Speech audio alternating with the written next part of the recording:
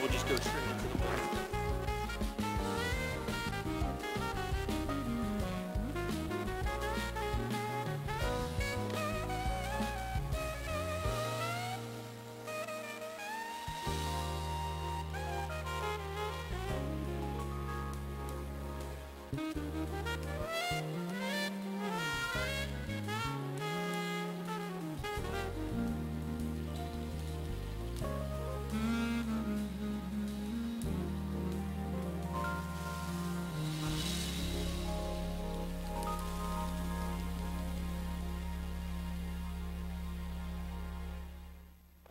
Good afternoon, everyone. I'd like to call this meeting to order. This is a public hearing of the Joint Committee on Transportation and Public Utilities Committee and the Public Safety Committee. My name is Councilman Kenyatta Johnson, Chair of the Transportation and Public Utilities Commission. A quorum is present in the presence of co-chair Councilman Curtis Jones. To my left, Councilman Denny O'Brien, Councilman Greenlee. To my right, Councilman Mark Squilla, and the Honorable Councilwoman Janie Blackwell. Will the clerk please read the title of the bill? Resolution number 140028, authorizing the Joint Committee on Transportation and Public Utilities and Public Safety to hold hearings to investigate the conditions of railways, bridges, and other surface transportation infrastructure owned, operated, or maintained by CSX Transportation in the City of Philadelphia. Thank you. First and foremost, I want to thank everyone for being here today as we address the issue of CSX railroads and how they maintain their bridges and railways here in the City of Philadelphia. On January 20th, there was a recent train derailment in my district along the Schuylkill River Bridge, which brought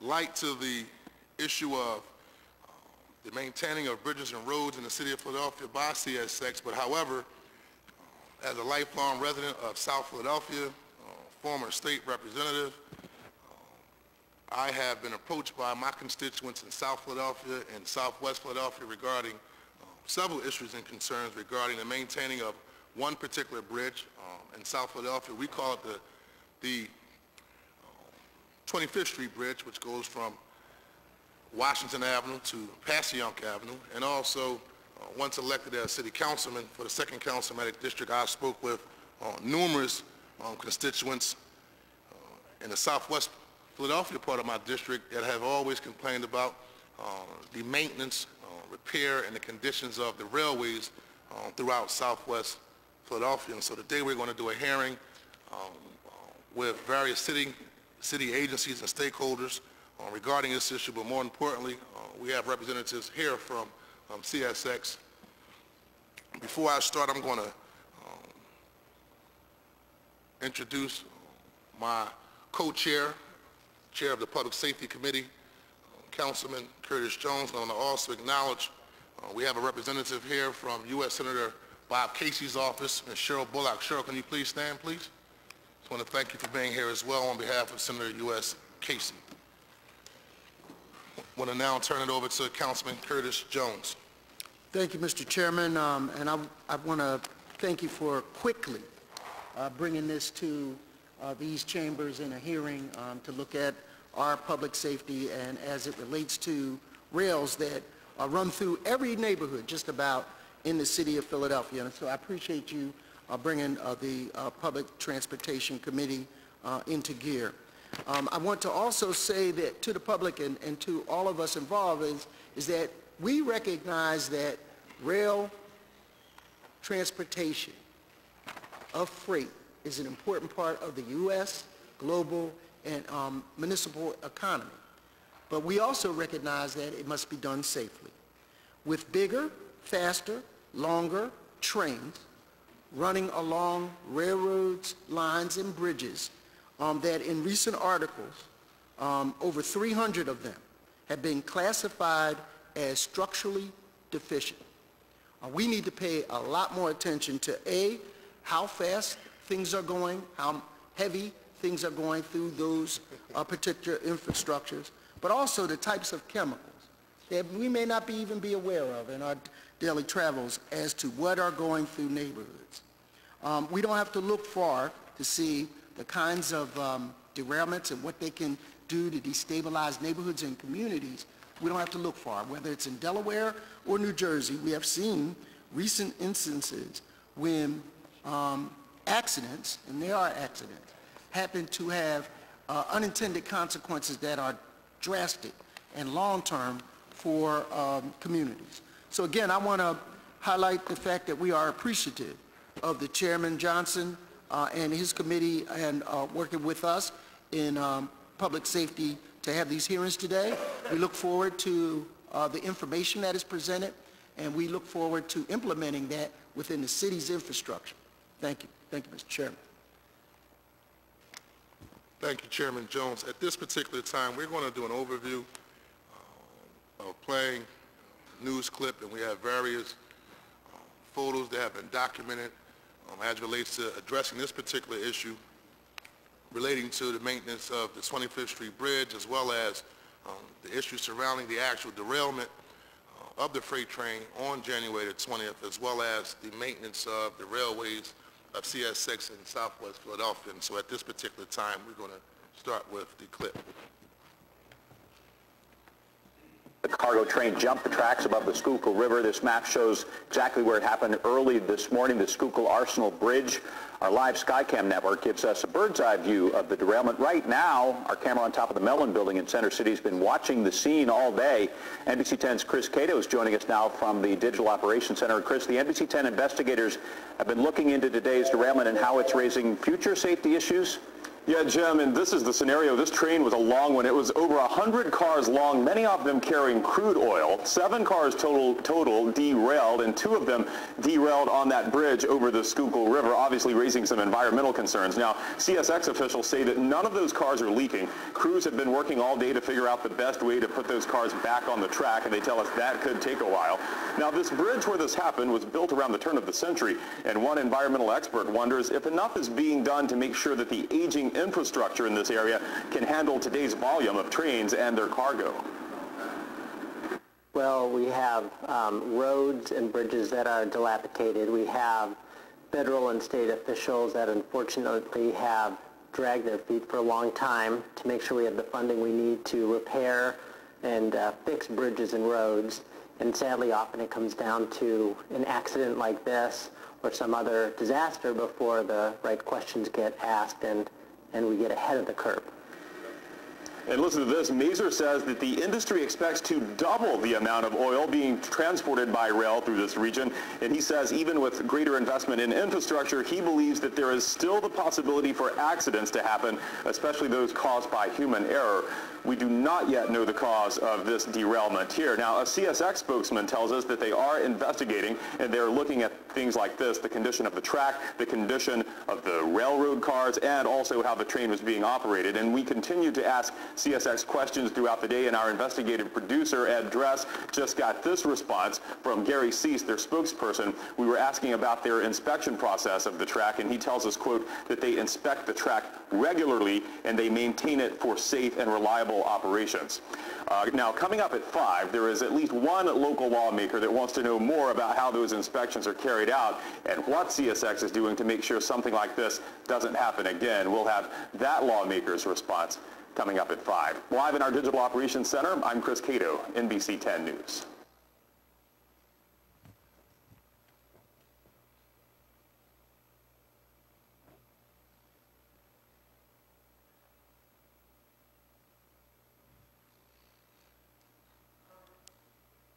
current slideshow that we're going to briefly review just goes to the maintenance or the lack of the 25th Street Bridge located in South Philadelphia.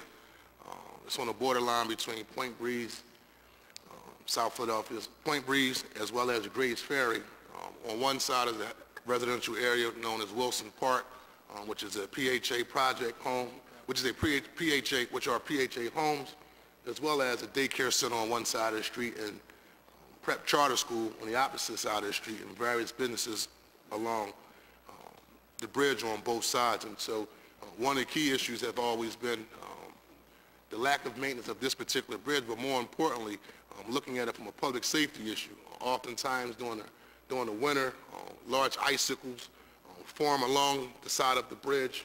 Chunks of rocks repeatedly have fallen off the bridge, and I think one day after we did a tour out there, like a slab of brick, a slab of concrete along the actual barrier of the bridge actually fell. And so we did take a tour with CSX this morning with the representative, Quentin Hall from CSX, to look at firsthand the impact that the bridge is having, specifically in a residential area.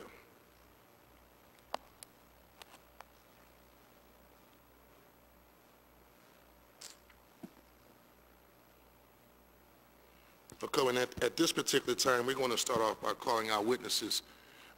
And I do want to just note for the record, at least in the past prior to me becoming council person, you know, most people know that CSX and the Federal Railroad Company are federally regulated. But however, I'm a firm believer that if you're doing business in the city of Philadelphia, it has to be a joint partnership. There has to be a level of accountability regardless of who is regulating the actual industry that's doing business. And so I do thank the representative from CSX for coming from Jacksonville, Florida, at least taking the time out of his schedule to come see firsthand actually what's taking place. And the members of the community, this is solely community driven as a result of several community leaders stepping up to the plate. Most recently, just saying, Councilman, how can we address this issue? And then recently, thank God we didn't have a catastrophe with the actual derailment of the freight car and the chemicals that was carried inside that actually brought us to where we're at today. So can you please call the first witness, Steve? Samantha Phillips, Derek Sawyer, and Michael Roseman.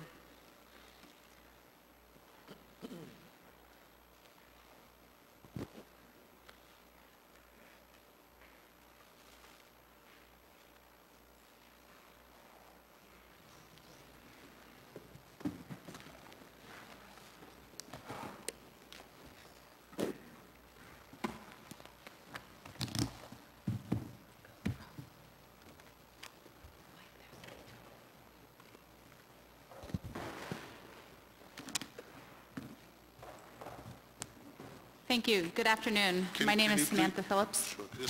Go ahead, Samantha. Can you just make sure you state your name for the record and the department in which you represent? Sure.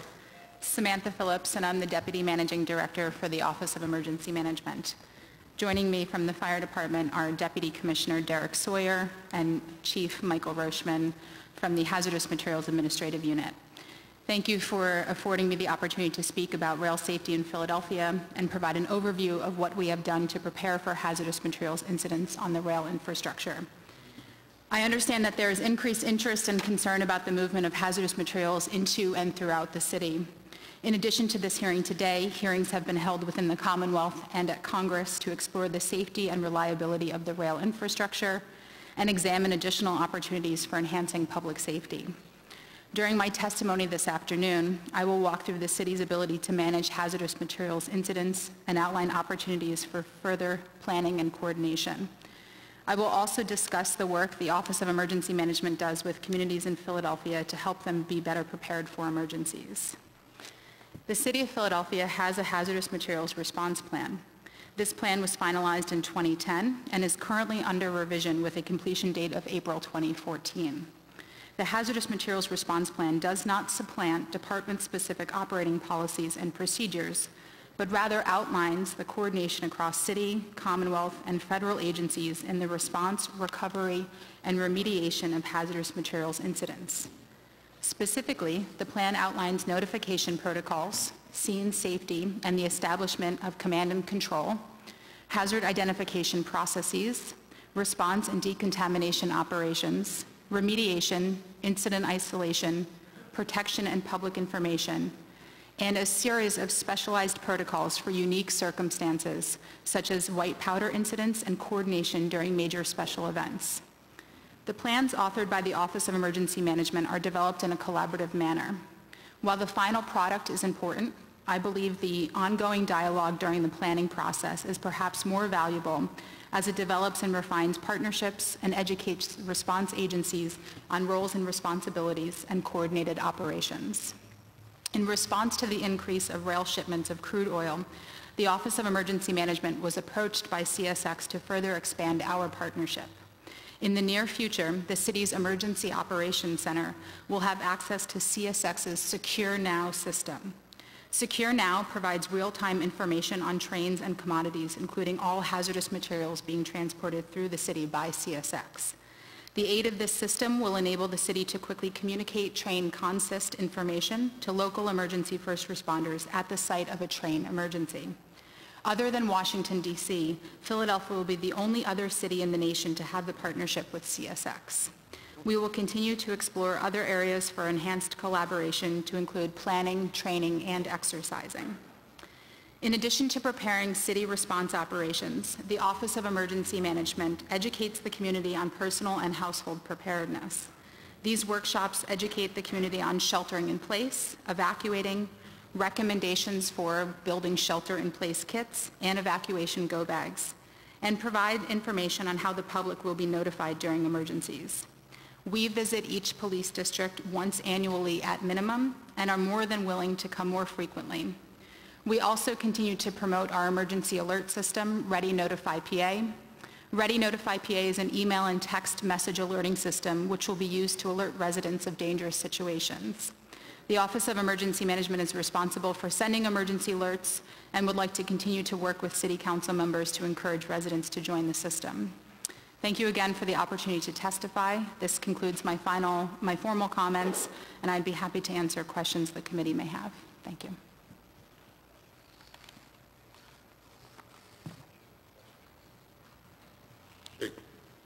Thank you. Thank you, Samantha. The partnership with CSX to Secure Now technology, when was that partnership established? It's very new. We're actually in the process of finalizing an MOU. It's with the Law Department currently. Most recently? Yes. Okay. Was this, so the partnership wasn't in effect prior to January the 20th? Correct. We always had the ability to get train information by calling CSX's Emergency Operations Center, but now we'll have the real-time data in the city's EOC. Okay. So walk me through a scenario of what took place on January the 20th. Train derails. Who's notified? Who's first on the scene? What city agencies are first on the scene? How do you find out about it? How do you find out what type of chemicals were being shipped during a derailment? And then how quickly were you able to access this information regarding the whole scenario around January the 20th? Mm-hmm. And you just mentioned about the emergency alerts. Did y'all actually send out emergency alerts to the surrounding community saying this what just took place in your neighborhood? The fire department was first on scene, and I'll turn it over to them to walk through their operations. We did not send an emergency alert. There was no chemical released from the train. Good afternoon. Derek Sawyer, Deputy Fire Commissioner, Philadelphia Fire Department. We were first to respond on the scene. We received it as an investigation initially. It took about an hour and 19 minutes before we placed the incident under control, and we partnered with CX upon arriving to determine what chemicals were on the train or what it was, what the hazards were. I will turn it over to Battalion Chief Roachman, and he can explain the operations.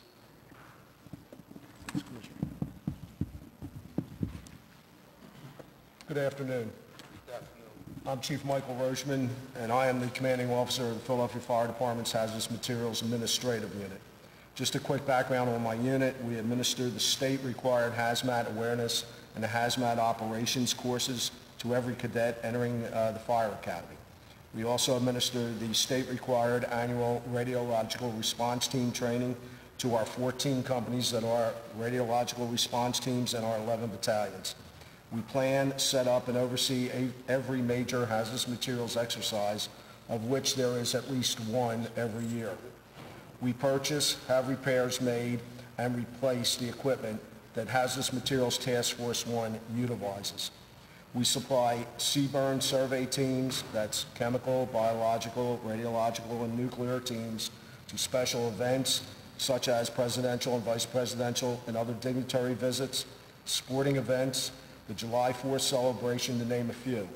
We work in partnership with the Secret Service, the FBI, the 3rd Civil Support WMD team out of Indiantown Gap, and the 4 other counties that comprise the Southeast PA Task Force Hazmat Group, which of course is Bucks, Montgomery, Chester, and Delaware, and other cities, state, and federal agencies. We are recertified every 4 years by the state. In regards to the PFD's response to the derailment on 1/20/14. At approximately 0050 hours, that's 10:01 a.m., the last 7 cars of a 101-car freight train carrying crude oil sweet from the Bakken region derailed, leaving 5 cars upright and 2 leaning on the Schuylkill Arsenal Railroad Bridge, which crosses the Schuylkill River near University Avenue. At approximately 0107, a hazmat box was dispatched by FCC Fire Communications Center. Squirt 43, Squad 47, Engine 24, Engine 11, Ladder 9, Ladder 5, Battalion 11, Battalion 7, Medic 35, ES4, and Hazardous Materials Task Force 1, which is the city's state-certified hazardous materials response team and is comprised of Battalion 1, Foam 60, Ladder 19, Hazmat 1, Hazmat 2, and Chemical 1 all responded. At approximately 0116, the first arriving PFD companies are on location. They surveyed the scene and conferred with the train's crew and later with CSX representatives as they arrived to determine what had happened, were there any injuries, and what were the rail car's contents. As per our previous planning with CSX, Battalion 1 spoke with Mr. Mike Austin, CSX's hazmat manager, who we consider a CSX railroad subject matter expert, via cell phone. This all took place as part of a unified command. Water lines were stretched, and a part of the expressway was ordered closed for a period of time as a precautionary measure. They gave initial report to FCC, which stated no injuries or life hazards, no fire, and no leaks at that time. And then they stood by while the CSX personnel started to remove the rest of the train and secure the 2 leaning rail cars. At approximately 0130, 2 of CSX's 3 groups, engineering and transportation groups, arrive on scene. At approximately 0145, CSX's mechanical group arrives on scene. After conferring with the CSX personnel in person and Mike Austin via cell phone, the PFD incident commander begins to break down the PFD assignment to restore normal citywide protection. At approximately 0227, all PFD units have either returned to their stations or are available on radio running from the scene of the incident. At approximately 0300, HEPICO REACT, CSX's environmental contractor, arrives on the scene. They immediately place booms in the river as a precautionary measure. At 0330, the U.S. Coast Guard arrives on the scene. At approximately 6:30, CSX Hazmat Manager Mike Austin now arrives on the scene. Later in the day, CSX requested an engine company to stretch water lines and standby as CSX began transferring and re-railing operations. A fire ground with an engine company was placed in service by Division 1 and continued until completion of the incident. I assess the situation daily, conferring with Mike Austin via cell phone. Battalion 1, Battalion 11, and Division 1 performed daily visual on-scene inspections. This continued until completion of the incident on January 28th at 15:38 hours, at which time I notified Deputy Commissioner Sawyer of same. Thank you. Councilman Jones. Thank you, Mr. Chairman. A couple of quick questions. Is there a provision that says that there is to be a certain length of train? How long is too long of a train? Is there any provision, considering that some of the infrastructure are there weight limits? Are there length limits? Is there any rule on the book, both federal or local, that requires a check on the length of the train? And if not, I mean... Not that I'm aware of. That would be a question for CSX, I think. Okay, we'll hold that one. What was on the train that had the incident that we're speaking of today? The train was transporting, in the fire department, among many of the other things, we use material safety data sheets. This is Hess's material safety data sheets. This was classified as crude oil sweet. And do you consider that dangerous? A hazardous material?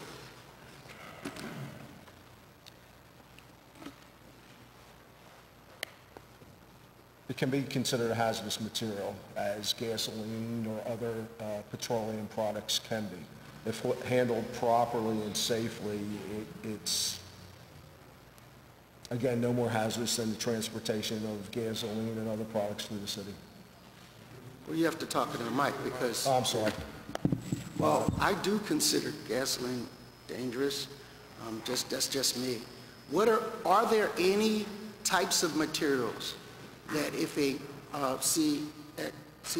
CSX has to submit to the city before they transport it through our borders?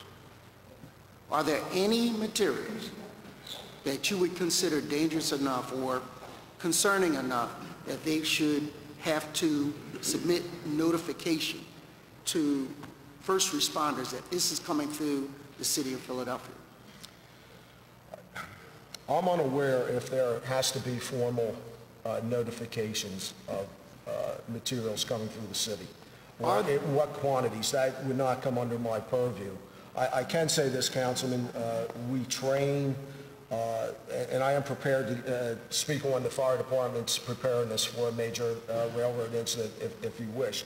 But we do train constantly with CSX. One of the things I handed out is an after-action report of a training that we did on April 13th of 2011 with CSX for a TIH, a toxic inhalation hazard, for chlorine gas, which is extremely dangerous. So is there a list of chemicals that you as a professional, or you as an emergency manager, or you as transportation, would make your hair, I don't want to say it that way, would make you concerned enough that we would take extra precautions transporting it through the city of Philadelphia? And if so, what are those chemicals? Well, I think the challenge that we're faced with is, in addition to rail, there are chemicals moving through the city by tractor trailer and a variety of different mechanisms every single day. We're on rail today. Okay. Are there any chemicals? Question is, are there any, and I'm not trying to be aggressive here, but I do want an answer. Are there any chemicals that would come to your professional mind that you would want to be notified about if they are coming through the city of Philadelphia? By rail, yeah. I mean, if hydrofluoric acid was moving through the city by rail, we would want to know about that. Any other chemicals that come to mind? Well, chlorine gas, ammonia. All right. Have we been notified about any of those types of chemicals? Have they come through the city of Philadelphia in the last year? How much of that type of chemical, would you have knowledge of it? And again, I'm not trying, I understand. No. Well, we are aware that these chemicals come through the city. And how are you notified? All the time, from future practice. But do we receive a formal notification each time a train or a tanker truck moves through the city? Not that I'm aware of. At least it does not cross my desk. Okay. So does it cross anybody's desk? I'm going to turn it back over to you, Mr. Chairman. No, it does not. We don't get that information. Should it come to your office and be made aware that these types of chemicals are coming through the city of Philadelphia? In your opinion. Now, and this is not on you. We're trying to get better. In your opinion, as a first responder, as an emergency man, as a planner, because these are coming into close proximity of neighborhoods, should we be made aware of these types of chemicals, in your opinion? In my opinion, no. We do know where chemicals, extremely hazardous substance, and reportable chemicals are stored in the city. But chemicals moving throughout the city would, I mean, the volume is impossible to manage. It happens so frequently. What would we do with that information? And, you know, would we notify the public every time some sort of chemical comes through? But what would operational departments do? So if I knew that a substance was coming through the city, would we pre-deploy assets? Would we activate a component of the Emergency Operations Center? I think that's what we need to focus on here, is that we don't have the resources to, to deploy to any stretch of railroad track or... So I don't want you to be defensive. No, I'm not. Here's what I want to know, though. If it's better to know than not know, and then when you respond, it's better to know what you're dealing with in advance, to me. I mean, and you are the professional. And if this document that you're talking about going forward, working with CSX, I'm having a problem with those three letters. But if this new document allows you to know that better, then that's a step in the right direction. Right, so we can at any time request the train consist or a manifest, depending on the type of carrier it is. All materials are also placard, so rail cars and vehicles are placard when they're tanker trucks. The Secure Now system would eliminate the need for us to call the CSX Operations Center. We could log in and get that information in real time, 24/7. We don't have that yet, but we're working on it. This is my final question. From where that train was, how many feet was it from a neighborhood?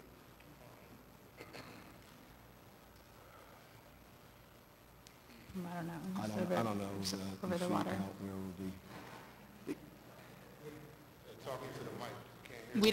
We don't know how many feet it was from a neighborhood. I can't give an exact Thank you, Mr. distance. Chairman. Just because it's in South Philadelphia, Councilman Jones, about maybe not even a half a mile. I mean, if you're riding down 76 East or West, I think some of you probably saw around that time period, I think over a period of 10 days, we had some snow and you saw the actual freight trains on tilt while we were waiting for the company to use the cranes to move it.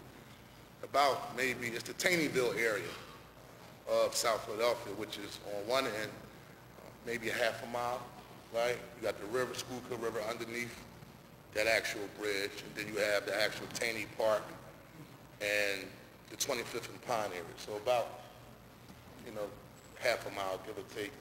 And then you have the University of Pennsylvania athletic field on the right-hand side. And so if anything would have took place, it's either the river or the expressway, and then you have the athletic field on the right to really highlight how critically important it is to be proactive as to preventing such type of incidents become a catastrophe. I want to also acknowledge we have been joined by Councilman Brian O'Neill. Councilman Greenlee. Thank you, Mr. Chairman. Maybe I could just add a little bit to Councilman Jones's questions.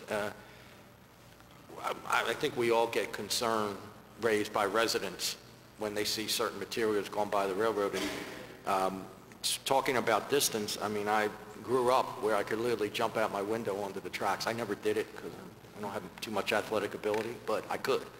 So I guess just one more follow-up question.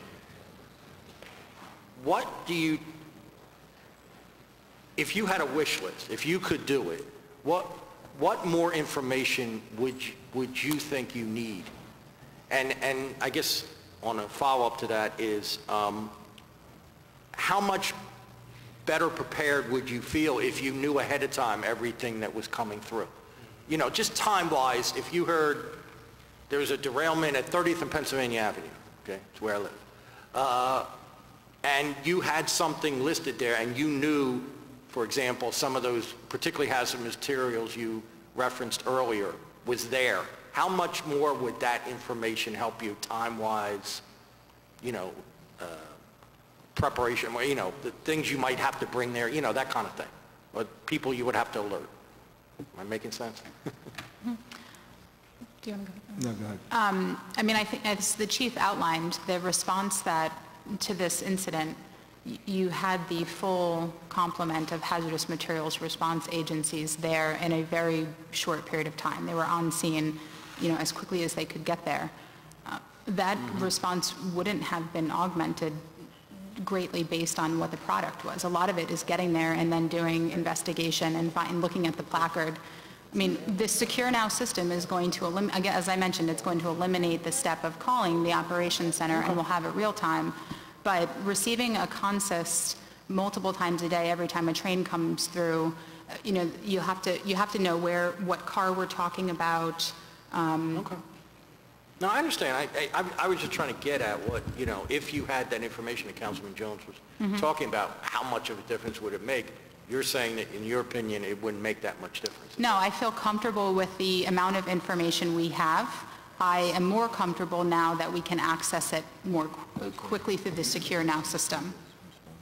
Okay. If I could also add to that, is that regardless of the information we would have in advance, we would still have to confirm that information once we get on scene. Say that again, I'm sorry, I didn't. Once we get on scene or on location, we would have to verify the information regardless of what we had in advance. Okay. So if they gave us information saying crude oil is coming through and we responded to an incident, we still have to verify that's what it is. That's what it is. For example, one of the cars that was derailed on the bridge actually had sand in it. And that's a buffer car that they put so many car lengths in case there was a derailment or an accident. Also, council members, while we're responding, our Fire Communications Center is also reaching out to CSX's Operations Center, and they are passing on pertinent information to us before we get on scene, as well as other things that we need for a hazmat incident, as weather conditions, wind speed and direction, humidity, temperature, all those things come into play when dealing with a hazardous materials incident. So really, before you really know what to do, you have to be there or have eyes there to tell you what's going on. Exactly, and even though we're getting, let me further expound on that, we're getting weather conditions. Once we get on scene, one of the pieces of equipment, Hazmat 2, which is our big mobile lab, has an on-board weather station, because as you know, you can be in the Northeast and having one condition, you can be down at the airport, and the weather conditions are totally different. So we've even further verified what the weather conditions are on scene once we arrive. But while we are responding there, we get a little update of what to, probably going to expect, as well as any other pertinent information that comes in from FCC through CSX's center. Thank you. Thank you, Mr. Chairman. Chairman Jones? Thank you. Again, for the record, the Philadelphia Fire Department is probably, arguably, one of the best departments in the world. Emergency management has been cited and been given the responsibility not just for Philadelphia, but the Commonwealth of Pennsylvania and surrounding communities. I know you are on top of your job. So having said that, I don't want you to think that, we're saying you didn't move fast enough. None of that. What we are saying is, and this is a layperson, and maybe it's just the fact that I don't do what you do, but as a common sense approach, I want to know whether I need to bring a gun to a gunfight or a knife. If it's airborne, there's a different way that you approach it. If it's oil that's going into a water stream, you want to know that before you get to the site. And I'm saying my first responders, I want them to go home to their families at night knowing that they're not ingesting any type of contaminant that's on the scene. And if knowing that 5 minutes before allows you to get the appropriate equipment there, then I want that information pronto.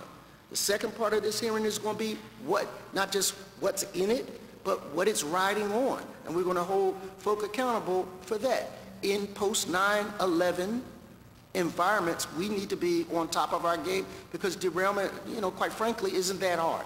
And so us knowing what we're dealing with is half of the battle. And so what I'm saying is I know you will stand up to giants with midgets, and I know it. I hope I didn't offend anybody, but the analogy is true. You are some of the best in the world, but I want you to have the best information available. And that's what this hearing is about. Thank you.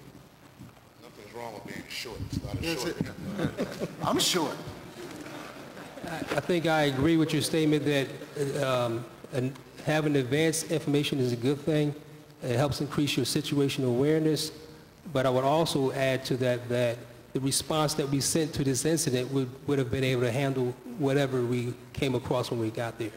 So you're right that it helps us with our situational awareness. But we make sure that we send a response that can address multiple situations.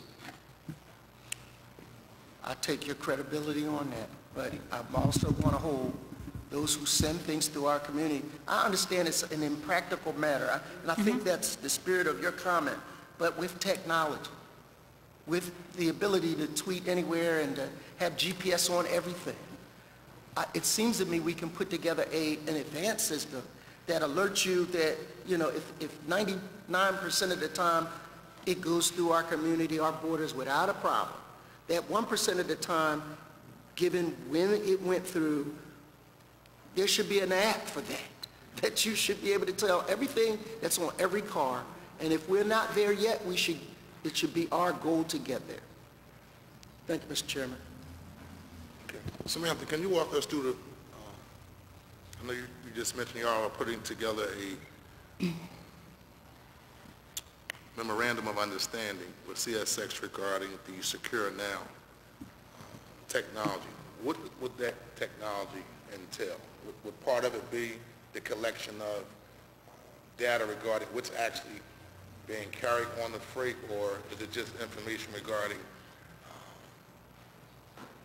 the overall operations of No, CSX it's in partnership with the city? No, it's a system that we can log into to find the train consist information in real time 24/7. So instead of having to call and ask for the consist, we're actively able to identify it. I think you kind of, and our materials are part of it as well? That's what the consist is. It's the product in each car and where the car is placed.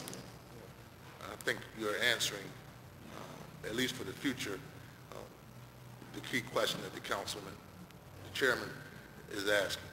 Okay. Any other questions by members of the committee? All right. Thank you very much. Thank you. Thank you. Thank you for your service. Chairman, one quick thing. The booklets that I've handed out, you're more than welcome to keep them. We consider these sensitive material. I do have one more question regarding this training exercise. Go ahead. And this is for the fire department, well, for both of you, fire department and Office of Emergency Management. What's the response time? Like when you ran this exercise, give me an idea just overall the response time in the event that there is a chemical spill, or in the event that the freight train, which was actually tilted, let's say would have went down into the river or fell on into the expressway. When you did your exercise, what was the actual real-time response time to actually addressing such a spill? We had the first arriving companies on scene within 8 minutes. I didn't hear you. We had the first responding companies on scene within 8 minutes. Within 8 minutes? Yes. And just briefly give me an idea, and how many participants are on the scene? Box assignment, I believe it's, Fire department, we have 4 engines, 2 ladders. name the agencies, I'm sorry. Oh, you More talking about the specific. partner agencies? I know the fire department spent the hazmat unit. I'm not sure how long it took for the CSX to get there, but we had fire department on scene, like I said, in 8 minutes, and that was a complement of 4 engines, 2 ladders, 2 chiefs, and then in addition to that, we sent our heavy rescue and our hazardous materials unit, which is another engine and ladder company and a chief.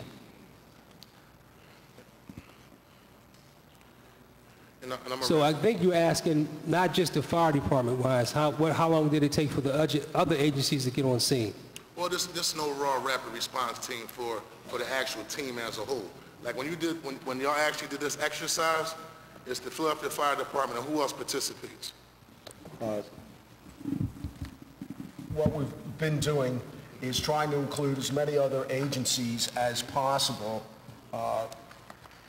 into our exercises, because in a real world event, we're going to need to all partner together.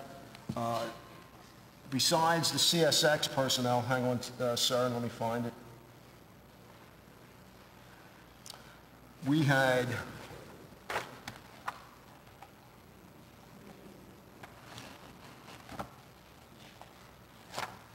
members of Philadelphia Police Department. We had Federal Homeland Security agents. We had some of the utilities standing by, PICO. I believe for this particular exercise, that was the contingency that we... Does EPA participate in the exercises as well? They usually do not. They usually do not? No. Okay. All right. Thank you very much, and thank you for your testimony. As I was starting to say, if you do not want these booklets, if they could be returned to me at the end, you're free to have them. We just don't want them to be thrown in the trash, or we'll shred them when we're done. Thank you. Thank you. I'd like to call the next witnesses, please. Darren Gaddy, David Perry.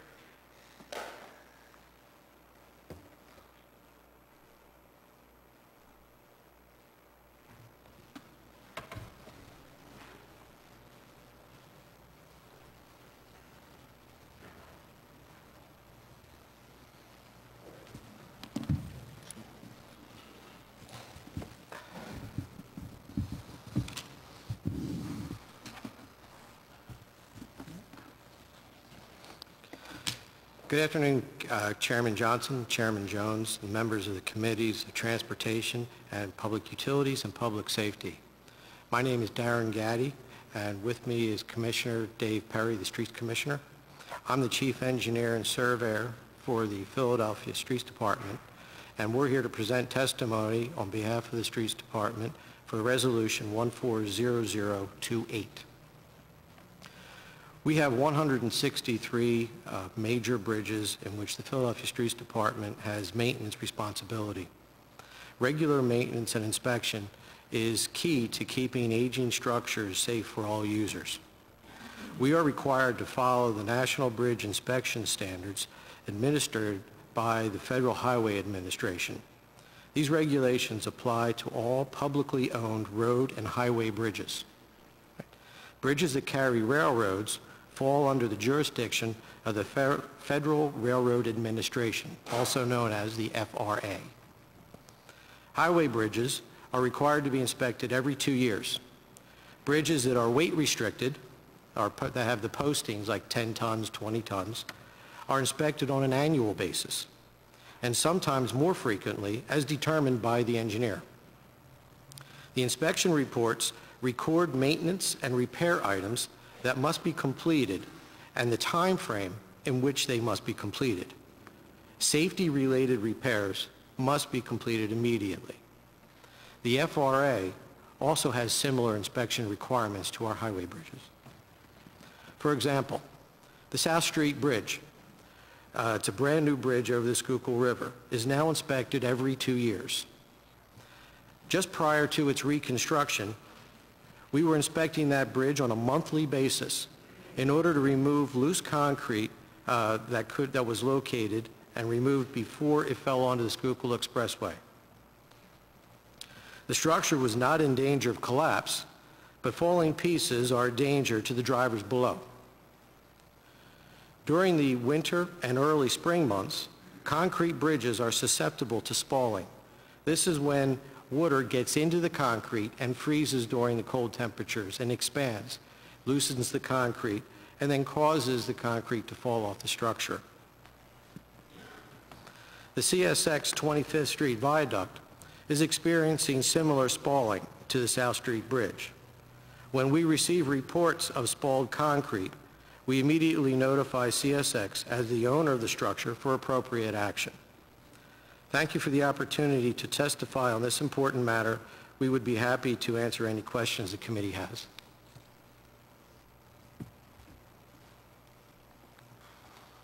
Councilman Greenlee. Thank you, Mr. Chairman. Just a follow-up to your testimony, using the 25th Street Bridge as an example, because we're talking a lot about that. You said when you receive reports of spalling concrete, we immediately notified CSX. I'm having the same problem, Councilman.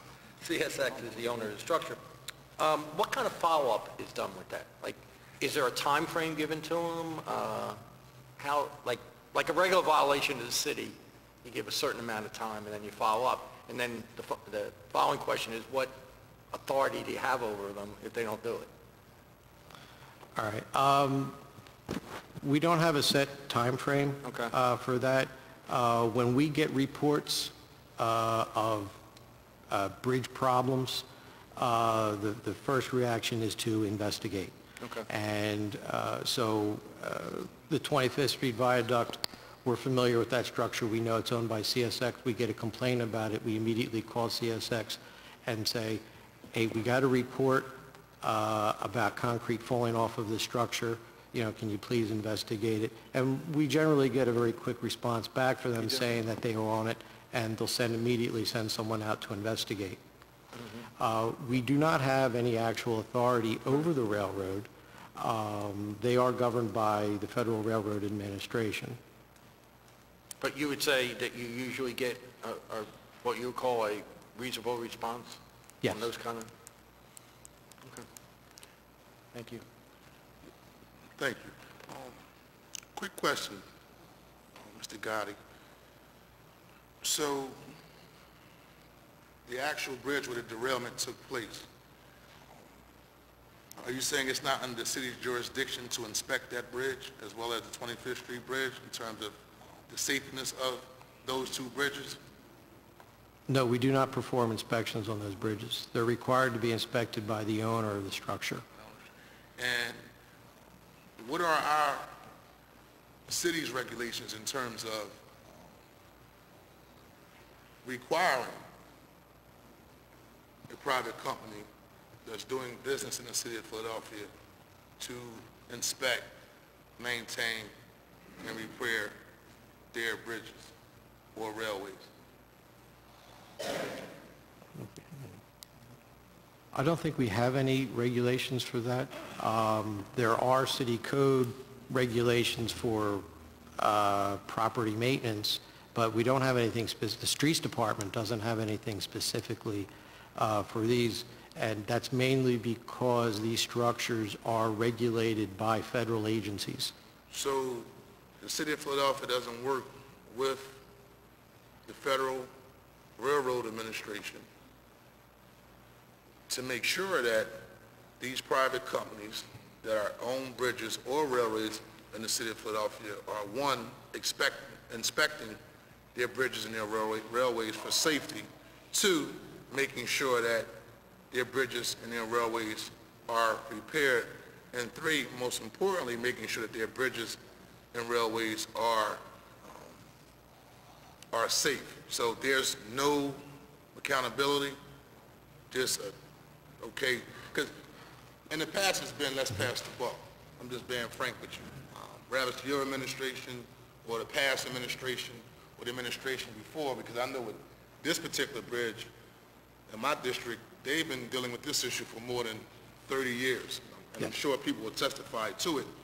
But I would think that, like, if Joe Citizen was doing something private in the neighborhood, the city has no problem coming out and regulating that person as to how they're operating in the privacy of their own home or in the privacy of their own property. And so I would think when it comes to something as significant as a bridge or a railway, there would be some level of interaction with the feds to make sure that if it is a private company, there's some level of accountability. And that's not what I'm actually hearing.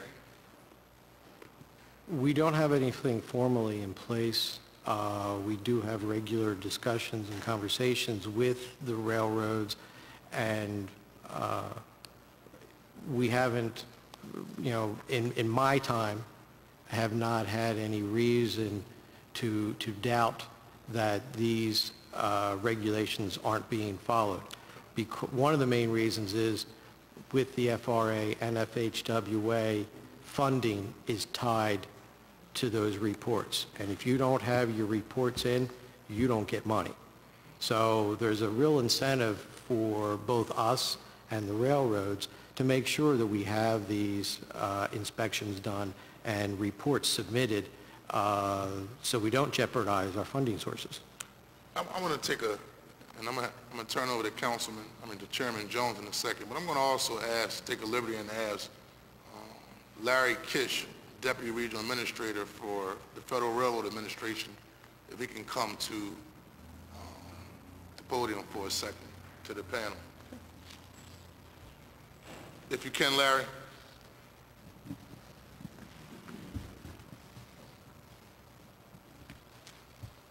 Thank you, Larry. Larry, just state your name and your position for the record, please. My name is Larry Kish. I'm Deputy Regional Administrator for the Federal Railroad Administration. Thank you for being here, Larry, today. Larry, just give us a brief overview of the level of regulation that the feds have on the railroad industry, as well as what we are able to regulate and not regulate as a city, but also the role that the city can play to kind of at least assist in monitoring our bridges, our railways, the maintenance of them, the inspection of them, and in making sure that they're, most importantly, safe. Okay, the federal regulation states that the railroad has to inspect their bridges once a year. We monitor that inspection to ensure that they do this. Sometimes we do have people, depending on the bridge and what we see, that can go out and do an inspection. But it doesn't count as a railroad inspection. Now that's just to make sure that the integrity of the structure is sound and will support the tonnage of the trains. So for what we're seeing here, we do not have the regulations to monitor the beauty of it. I hate to say it that way, but... Can you repeat that, please? Okay, the whole thing?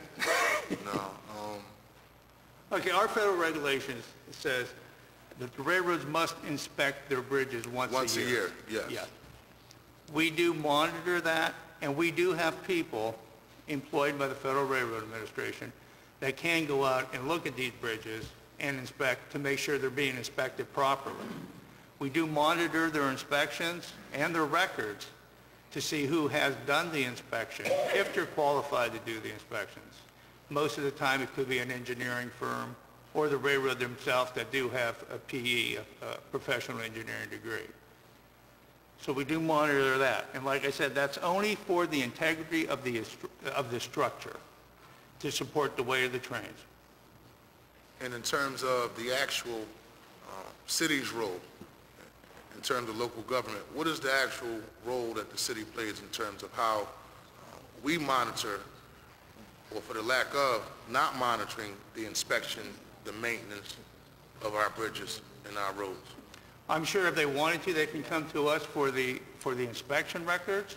Now, we wouldn't be able to give them the inspection records, but we could tell them whether the bridge was inspected or not.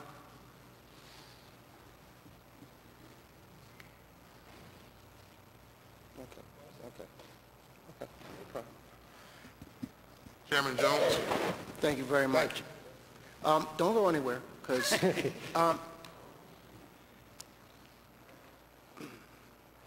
in your opinion, was that bridge, when was the last time that bridge, that particular 25th Street bridge, when was the last time it was inspected? Okay, I did not come here to testify, so I did not pull another record. We were just notified yesterday afternoon of this meeting. Does anyone at the panel know the last time that bridge was inspected? No, I do not. All right. So would you provide to the chair the last inspection of that bridge prior to the incident with the derailment? Can you do that? Yes. Thank you. There are bridges throughout the city of Philadelphia very in a similar state of varying states of disrepair.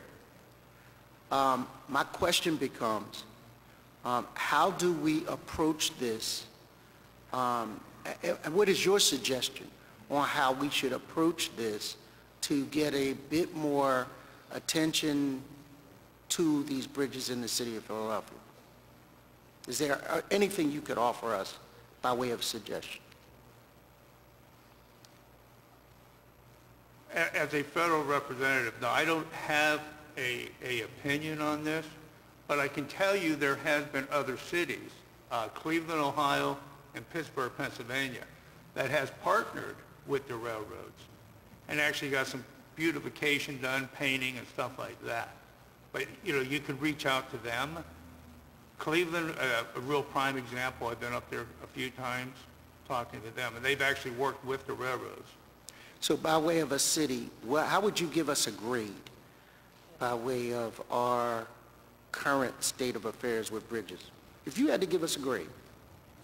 I hate to say it, but you're probably on the same level as all the other cities.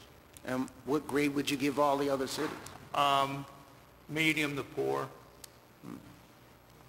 Okay. Thank you, Mr. Chairman. And like I said, that's only for the looks of the bridge, not the integrity. So by way of the integrity, I'm sorry, Mr. Chairman, how do you rate the integrity of the bridges? Sound and in good shape. So I heard, well, contrary to that, I've read reports on accounts that consider the bridges in and around Philadelphia in a state of disrepair. So why what you're saying they're good, why would engineers say that they're not? I'm not sure what reports you're talking to, but I can tell you that our inspections have showed these bridges to be sound. So, all right, I have, in fact, I sent one of my staffers to bring back 2 railroad spikes that I have picked up off of bridges that pedestrians, vehicles, children, seniors walk under every day. In fact, Harry Hairston had a big expose about 52nd and Jefferson where a metal plate fell from the bridge. How do you reconcile that as great shape? I'm not sure what you're talking about, sir, and I cannot answer that. Thank you, Mr. Chairman. I think, Larry, I know what Chairman Jones is alluding to is, and we did get a letter from the FRA talking about the integrity of the structure of the 25th Street Bridge, and really rating it as being in good shape. But how do you take that in consideration when you're saying it's structurally sound, but yet if you look at it, and we did an overview on our own, just doing a tour of the area, when you have slabs of concrete falling, right, and you have in the wintertime icicles falling, and it's putting people's lives in danger, because all you need, I mean, we're trying to be on the front end. I mean, we just skipped the catastrophe through the grace of God, and now we're trying to be proactive, because usually we're on the back end after something happens, being called to either address the issue or be held accountable for why we, quote unquote, weren't doing our job in the first place. But you have a bridge like this where it's supposed to be structurally sound, but people are ducking and dodging bricks that's falling, debris that's falling, windshields being cracked.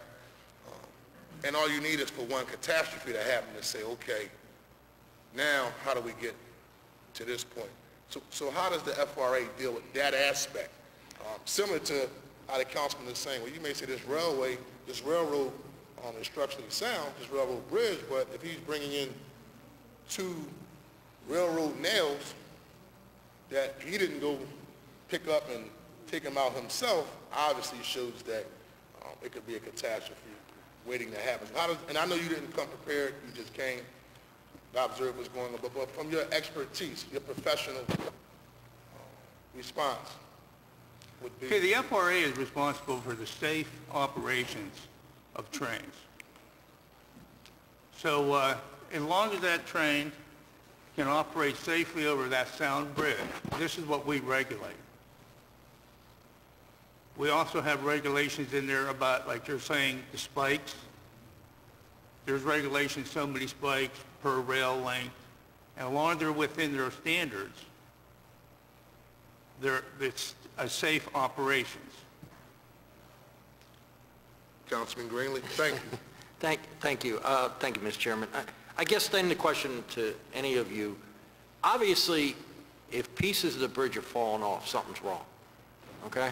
Who would be responsible for that? You're saying as long as the,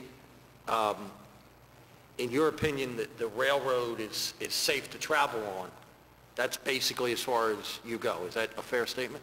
That's a fair statement, yeah. So Commissioner, Mr. Gotti, what, as far as the descriptions that Councilman Jones and Councilman Johnson gave, and I've seen the 20th Street Bridge, I remember driving under it or being in a car when I'm under it and something falling off. So that's not obviously an exaggeration. And I've seen a few times the railroad spikes that Councilman Jones has brought into hearings. So something's not right there. Who kind of looks after that? Good afternoon, council members. David Parry, Streets Commissioner.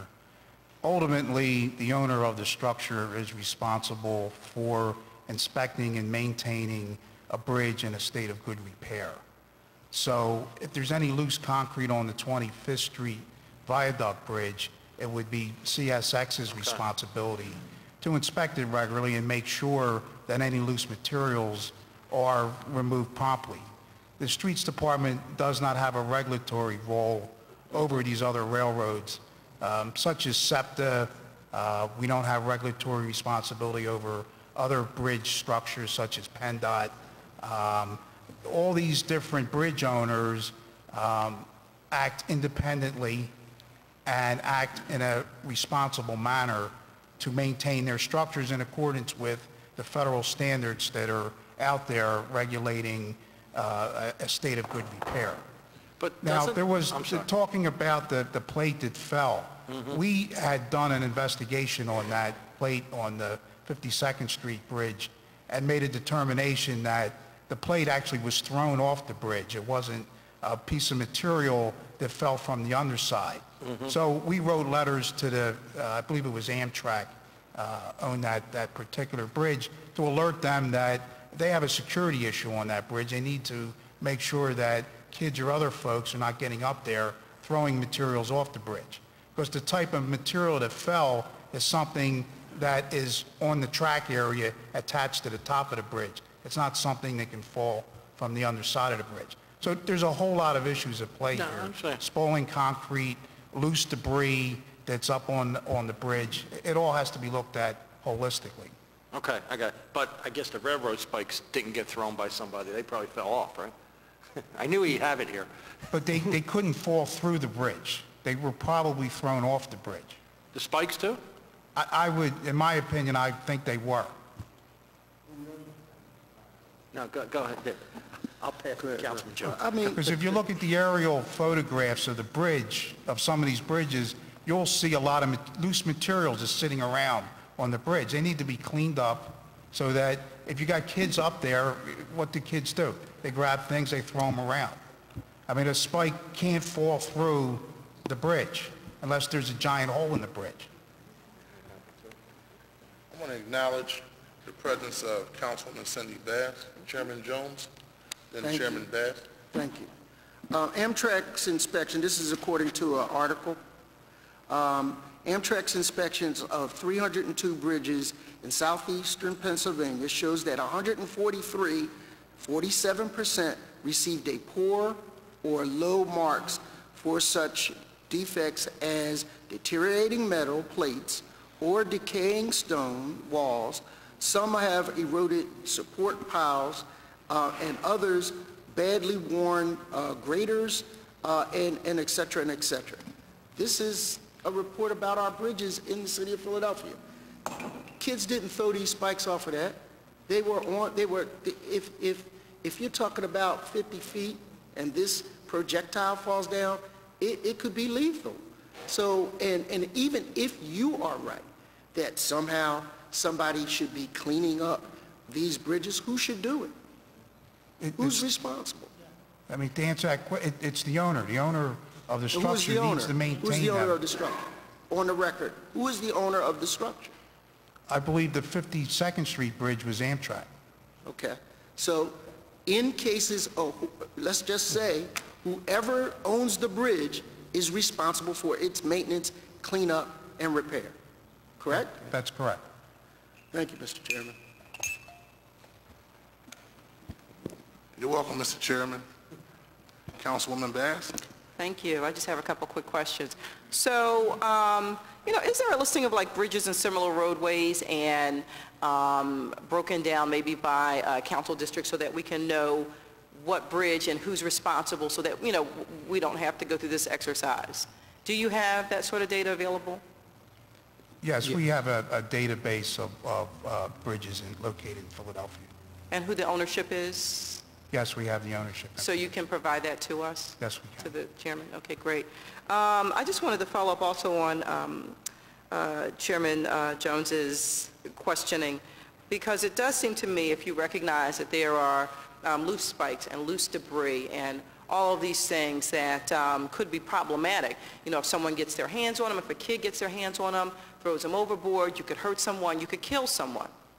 That the city would have much more of a responsibility than to sit back and say that somebody should be cleaning them up, that we should actually take the initiative to ensure that it's being cleaned up. And I don't know if that's something that the streets department is looking into.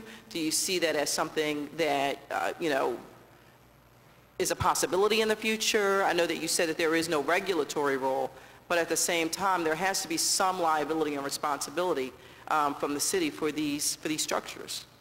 I mean, often the bridges don't just span over city right-of-way. They also span over rivers. They span over other people's property. So it's not just within the realm of the streets department that we have bridges that are built above a public right-of-way. So I'm not sure what type of agency would ultimately be responsible for making sure that regular maintenance is occurring. And in a lot of cases, we don't even have access to these bridges. I mean, we managed to, for the 52nd Street Bridge, we looked at Google. We can't get access? Can we get access? I mean, to get access to other folks' bridges is a fairly involved process. Yeah, but see, I think that's what the point is. I think probably, and to be frank with you, and I acknowledge Tracy Gordon because she was a part of this conversation that we had early on out in Southwest Philadelphia. I mean, folks will say, well, the federal government is regulating these bridges and these railways, but I believe a leader will figure out a way to bring those people who monitor, who's responsible for regulating our bridges and our railways to the table. So rather that be reaching out to the congressman's office or the U.S. senator's office, who are our federal officials, as well as the elected officials that we work with on our state level, and bring everybody to the table who has a stake in this, because at the end of the day, when there's a catastrophe, then everybody is implicated. I mean, everybody takes responsibility, and so I just think we have to do more than just say, well, it's over the right-of-way of, this particular agency or this particular private property, and we pretty much can't do anything about it. I mean, because we just, again, we dodge a catastrophe, and if you're going to allow for a private company to do business in the city, then there has to be some level of check and balance. There has to be some level of accountability, even if it's not under your jurisdiction, because at the end of the day, they're still operating in the city. And the residents who are taxpayers, they're going to be impacted if something negative takes place. And so I think we just have to do more than just passing the buck. I agree, Mr. Chairman. Thank you very much. And the other thing I just wanted to add on is that I know you mentioned earlier that the owner is responsible for inspecting these railways. And it's sort of like, you know, like self-regulating. Wouldn't you agree that we're asking them to, you know, we're nicely asking that they inspect their railways. Obviously, some of them are not doing it, and we are doing absolutely nothing about it. And I think that that is just a recipe for disaster. And we've seen these sort of instances in the past where we've sort of stepped back from our responsibility and liability. And when something terrible happens, then we're all sitting back here, and we're having another hearing, and we're dragging folks back in front of us to talk about what went wrong and how could we stop it. So I think that this is pretty cut and dry and clear that we don't have to wait until something happens, that there's an obvious gaping hole that needs to be fixed, and we can do it, and we can do something about it now. So I certainly hope that the Streets Department sees a role that it could play to make the situation better before there is a catastrophe, because you know, this is obviously something that's very much problematic. So, thank you, Mr. Chairman. Thank you, Councilman Bass. Any other questions from the committee? No, just one other comment. At 52nd Street, we were able to solicit SEPTA to help us out with some just basic repairs, and we thank them. I want to thank them publicly for stepping up to the plate to do that. But let me say this to you, that the chairman, and I want to applaud him for bringing us together and showing leadership to get us together. But come budget time, we need to hear more than pointing our finger this way or that way. I need leaders to lead and have some solutions and recommendations on how we can safeguard the citizens. They're over our and operating in our city. And you're the experts in these fields. We're legislators. We're appropriators of budgets. Tell us how to help and how to be helpful. Thank you. Thank you. Thank you for your testimony. Thank you, Larry. Can we have our next panelist, please? Quentin Kendall, Mike Austin, and William Getz. No, just give it my props back. That's what I was looking for. Thank you.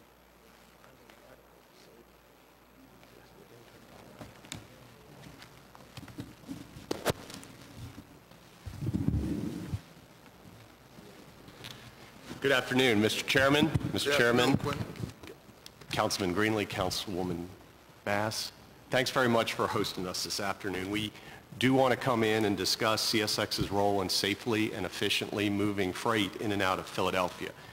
My name is Quentin Kendall, and I'm the Vice President of State Government and Community Affairs in Jacksonville, at CSX in Jacksonville, Florida. In that role, what I do is I coordinate all activities with local governments and the communities we operate with the different facets of CSX Transportation. That's including the operations, engineering, real estate, among others. Joined here by a couple colleagues today. This is Hazardous Materials Manager Mike Austin, and Mike led, as was mentioned earlier, the CSX response to the January 20th derailment on the Arsenal Bridge. Having regular conference calls with him during this time was, I was just impressed beyond belief about the type of work that he does. Very difficult circumstances in a bridge over a river without a deck and in very, very severe weather conditions. He coordinated with Philadelphia first responders, state and federal and local regulators to safely remove these trains without any discharge or injury. Also joining me is Bill Getz, who's the resident vice president for CSX State Government Affairs. Bill has been with CSX for 30 years. He knows the Philadelphia market inside and out, and he can be very helpful in terms of answering specific questions.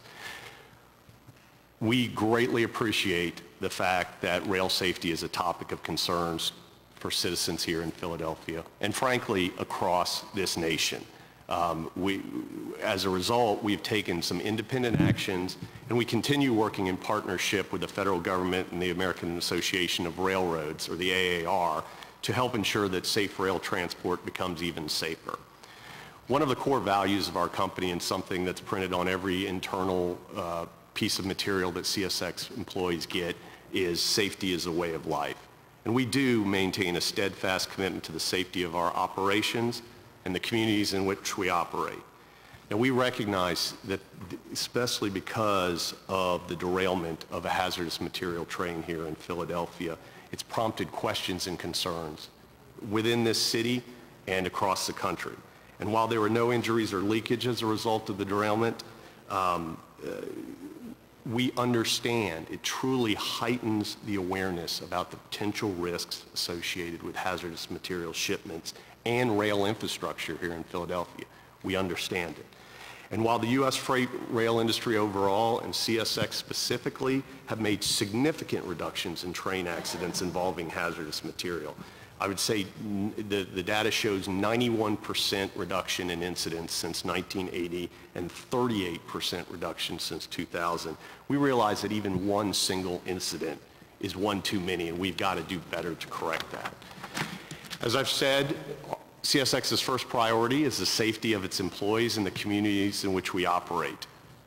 And it's a big, big community that we operate in. 21,000 miles of track across 23 states and 2 Canadian provinces. We operate an average of 1,300 trains and approximately 20,000 freight cars on our line every day, carrying just about anything and everything we use in our daily lives. The cars we drive, the orange juice we drink, the energy that turns on our lights, and the electronic goods we buy at Walmart.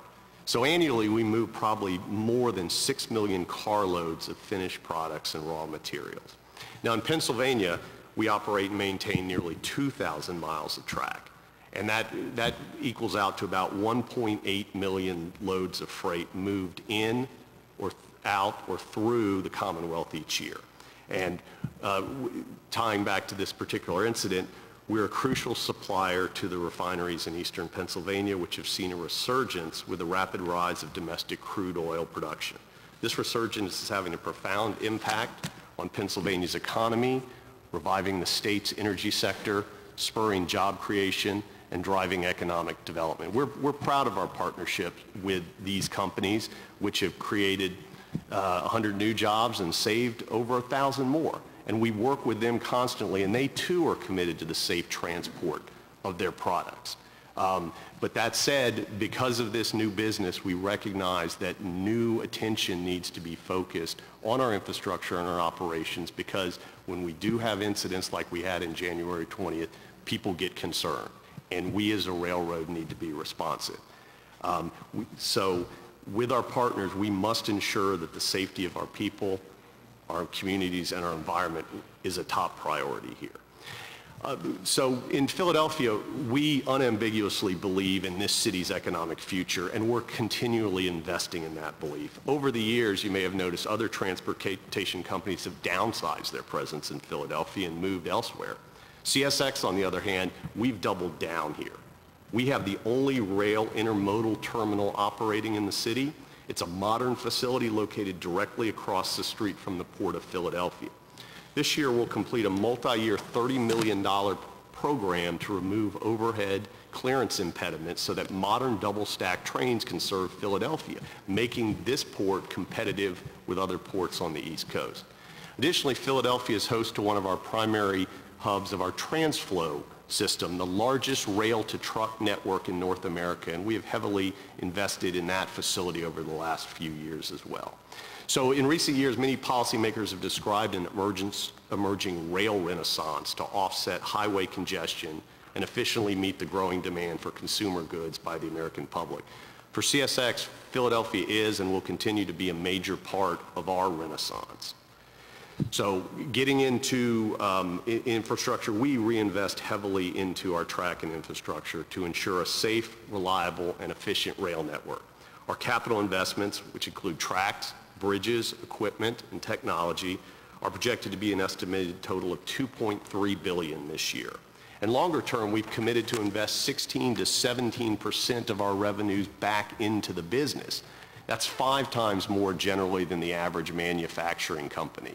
Our stockholders don't necessarily like that, but that's a commitment we've made. And this is private capital, members of council, not taxpayers' money that supports the nation's freight network. And furthermore, we're continuing to work with state and local officials as well as emergency first responders to focus on several key areas: prevention, preparedness, and mitigation, which my colleague, Mr. Austin, will discuss in more detail. Finally, CSX fosters a culture of safety by equipping our employees with the most up-to-date safety information. We train our employees regularly, reminding them of the specific measures that can keep themselves, their co-workers, and the communities in which we operate safe. Through significant investment in our infrastructure, continuous training of employees to foster a culture of safety, and working with local, state, and federal officials on incident prevention, preparedness, and mitigation, CSX remains committed to continuously improving the safety and security of rail transportation. Now I'd like to turn to the cause of the January 20th derailment on the Arsenal Bridge. We reported to the Federal Railroad Administration that this derailment on the Schuylkill Arsenal Railroad Bridge occurred during a scheduled maintenance program to upgrade the CSX main line into South Philadelphia. So this wasn't a repair that was going on. It was maintenance that was intended to strengthen the line by putting in new cross ties in order to make the trains run more efficiently and safely. The upgrade involved replacing the cross ties on the bridge over a couple-week period and was not related to the structural integrity of the bridge, which, as my colleague or our partner from FRA indicated, was sound.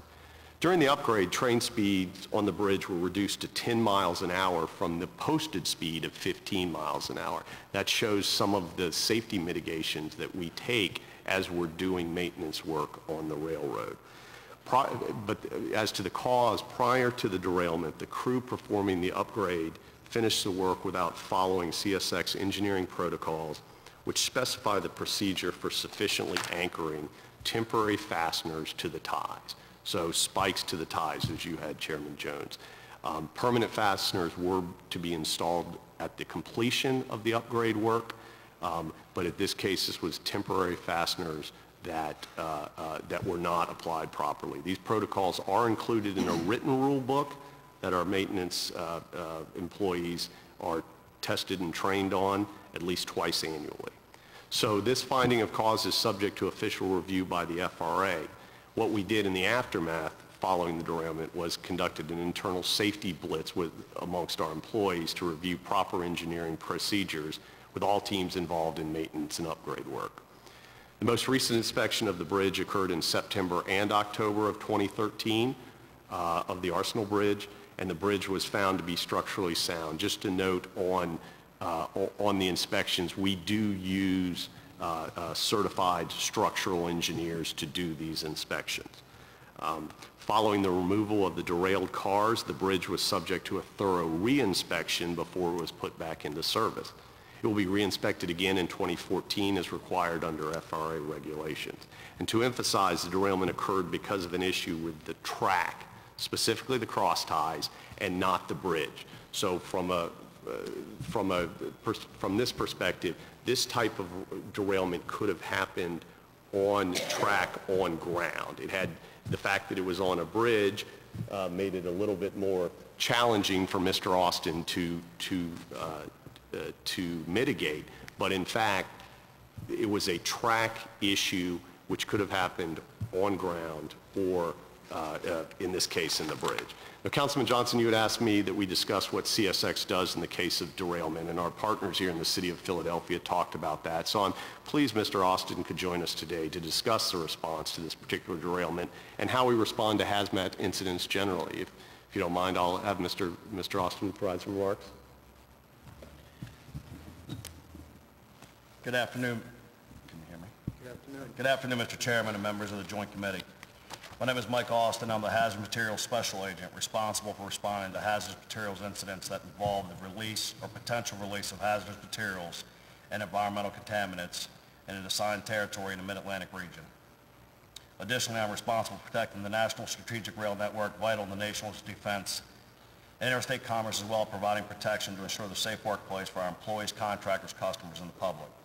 My role also includes establishing collaborative partnerships with state, local, and federal government and criminal justice agencies, as well as our internal CSX and external customers and the community.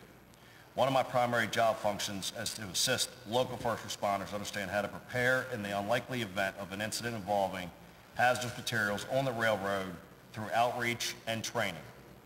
I currently have over 20 years experience in the hazardous materials response. As Mr. Kendall stated to you, I was the lead for the CSX Transportation incident for the removal of the rail cars on the Arsenal Bridge, which derailed on Monday, January 20th of this year. As you remember, the mitigation of this incident occurred under some of the most extreme circumstances I've ever worked under. The rail car removal occurred on the bridge over the Schuylkill River during a 14-inch snowfall with a polar vortex that brought sub-zero temperatures and severe wind chill.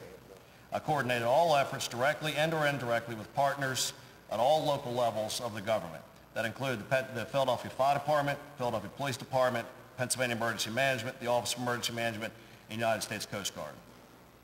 During the initial response to the derailment, I coordinated with the Philadelphia Fire Department on-scene command, as the chief made the comment to you that we do make those communications and talk while we're en route to the incident.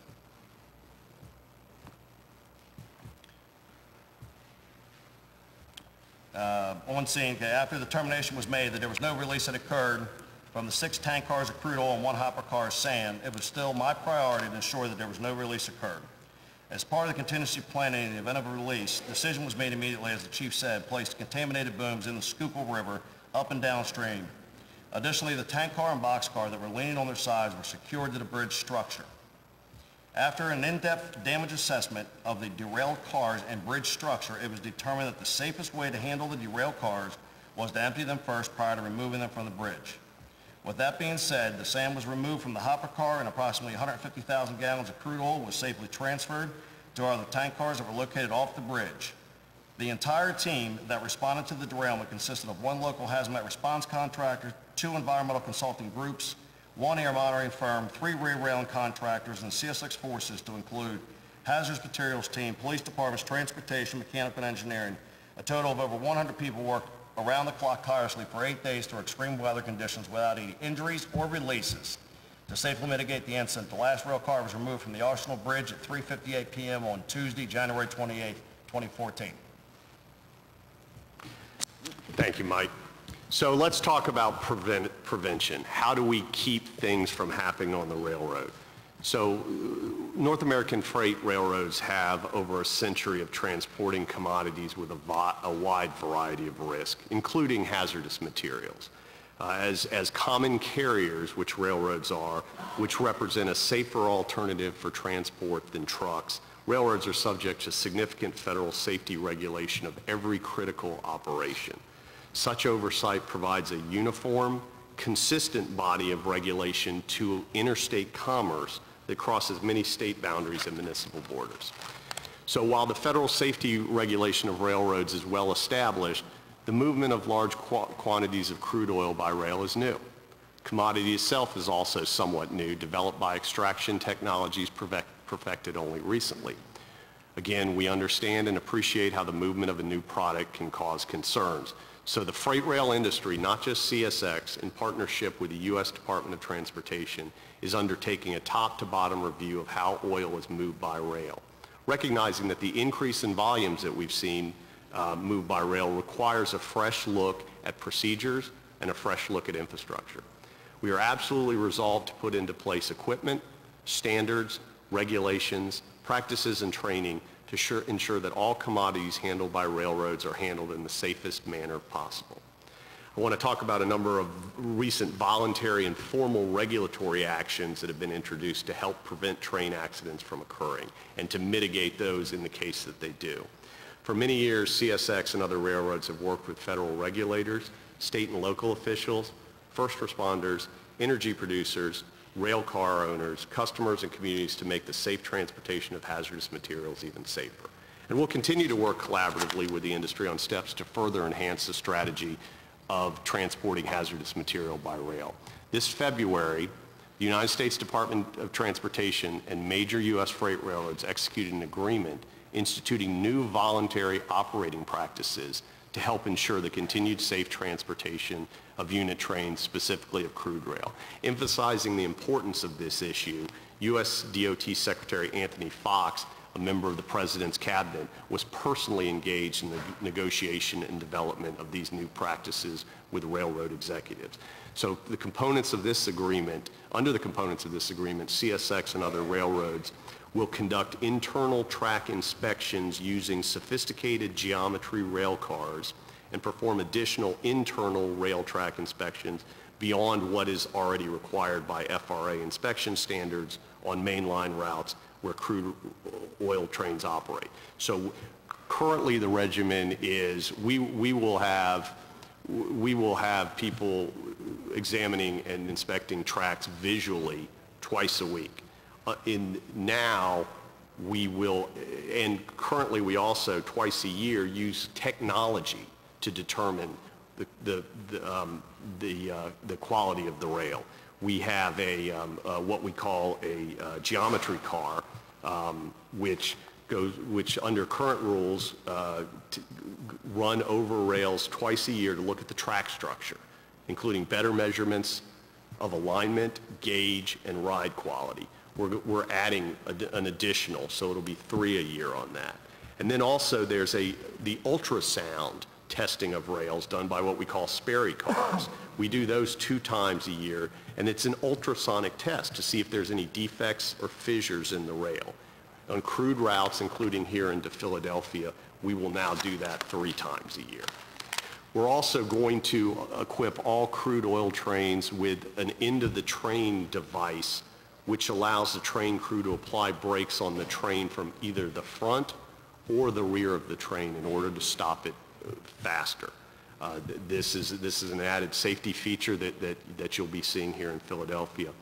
Additionally, the railroad industry and the U.S. DOT will treat crude oil like toxic inhalation hazards, or what we call TIHs, in terms of analyzing the safest and most secure routes for these products to travel across the country. So there are 27 federally mandated factors that railroads are required to look at to see what is the safest way to move a particular commodity.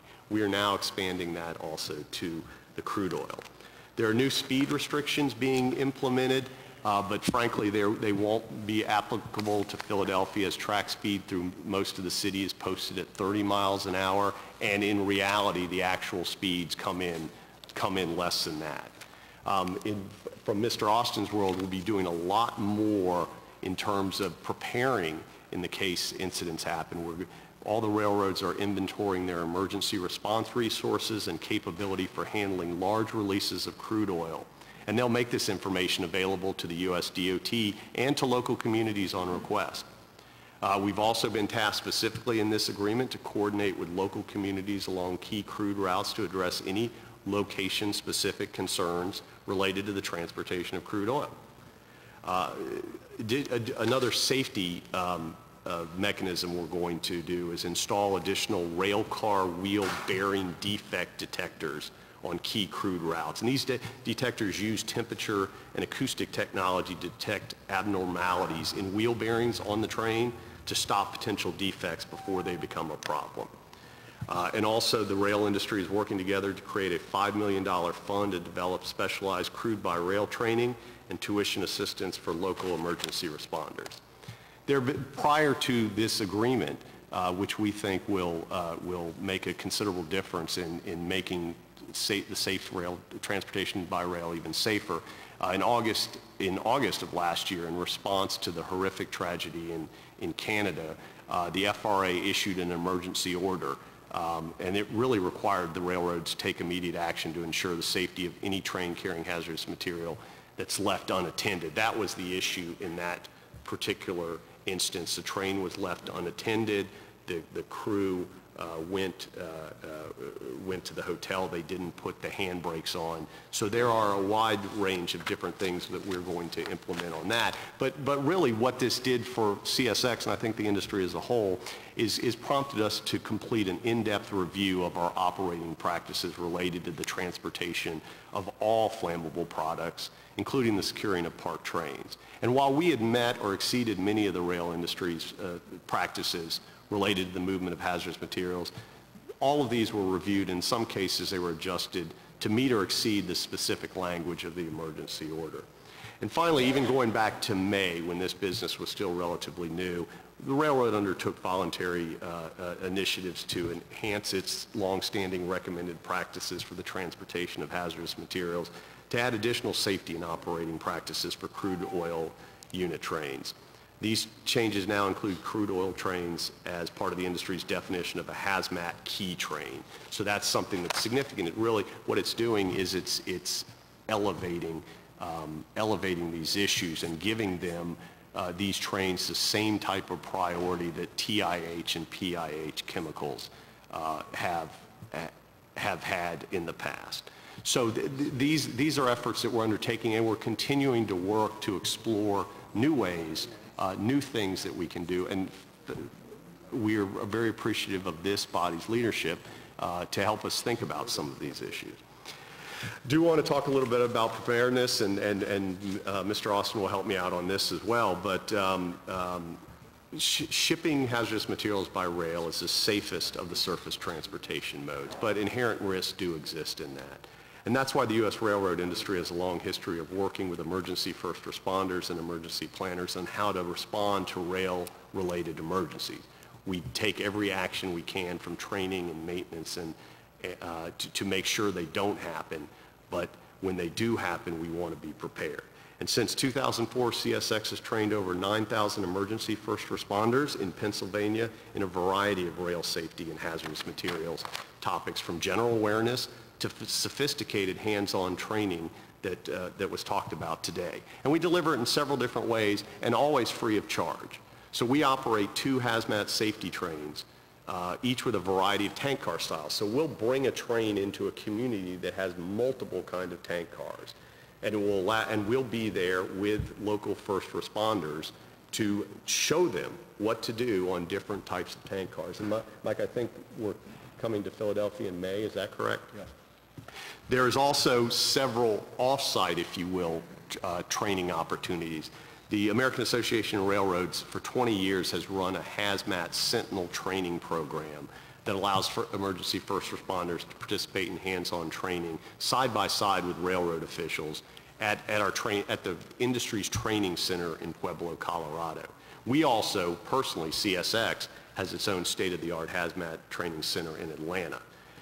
Additionally, we will come to communities. Every year we go to hundreds of local firehouses and provide face-to-face hazardous material training, and conduct over 100 tabletop exercises and full-scale drills during the last 5 years. Mike, if there's anything you think the council would be interested in hearing about how those work and what the local first responders get out of them, I'd appreciate if you would share that.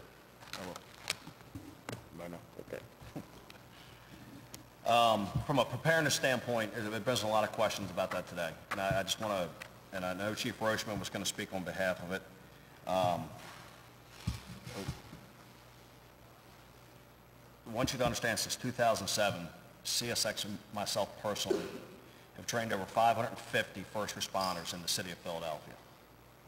That's everything from, as Mr. Kendall said, general awareness training to actual hands-on training.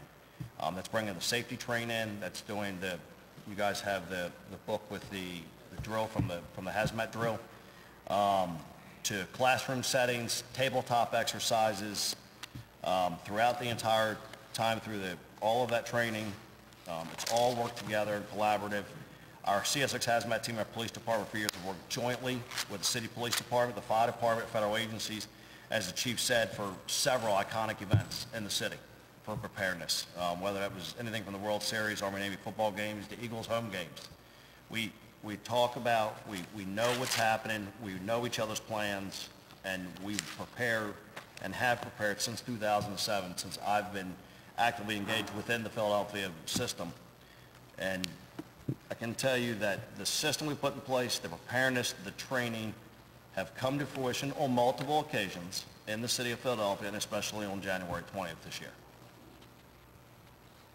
Thank you, Michael. So I want to turn now to an issue that you raised earlier, Chairman Jones, about knowing what is moving through your community. It's a significant issue. As leaders in the community, you want to know, and perhaps more importantly, you want to make sure that the people who are responsible for responding to an event from the city know.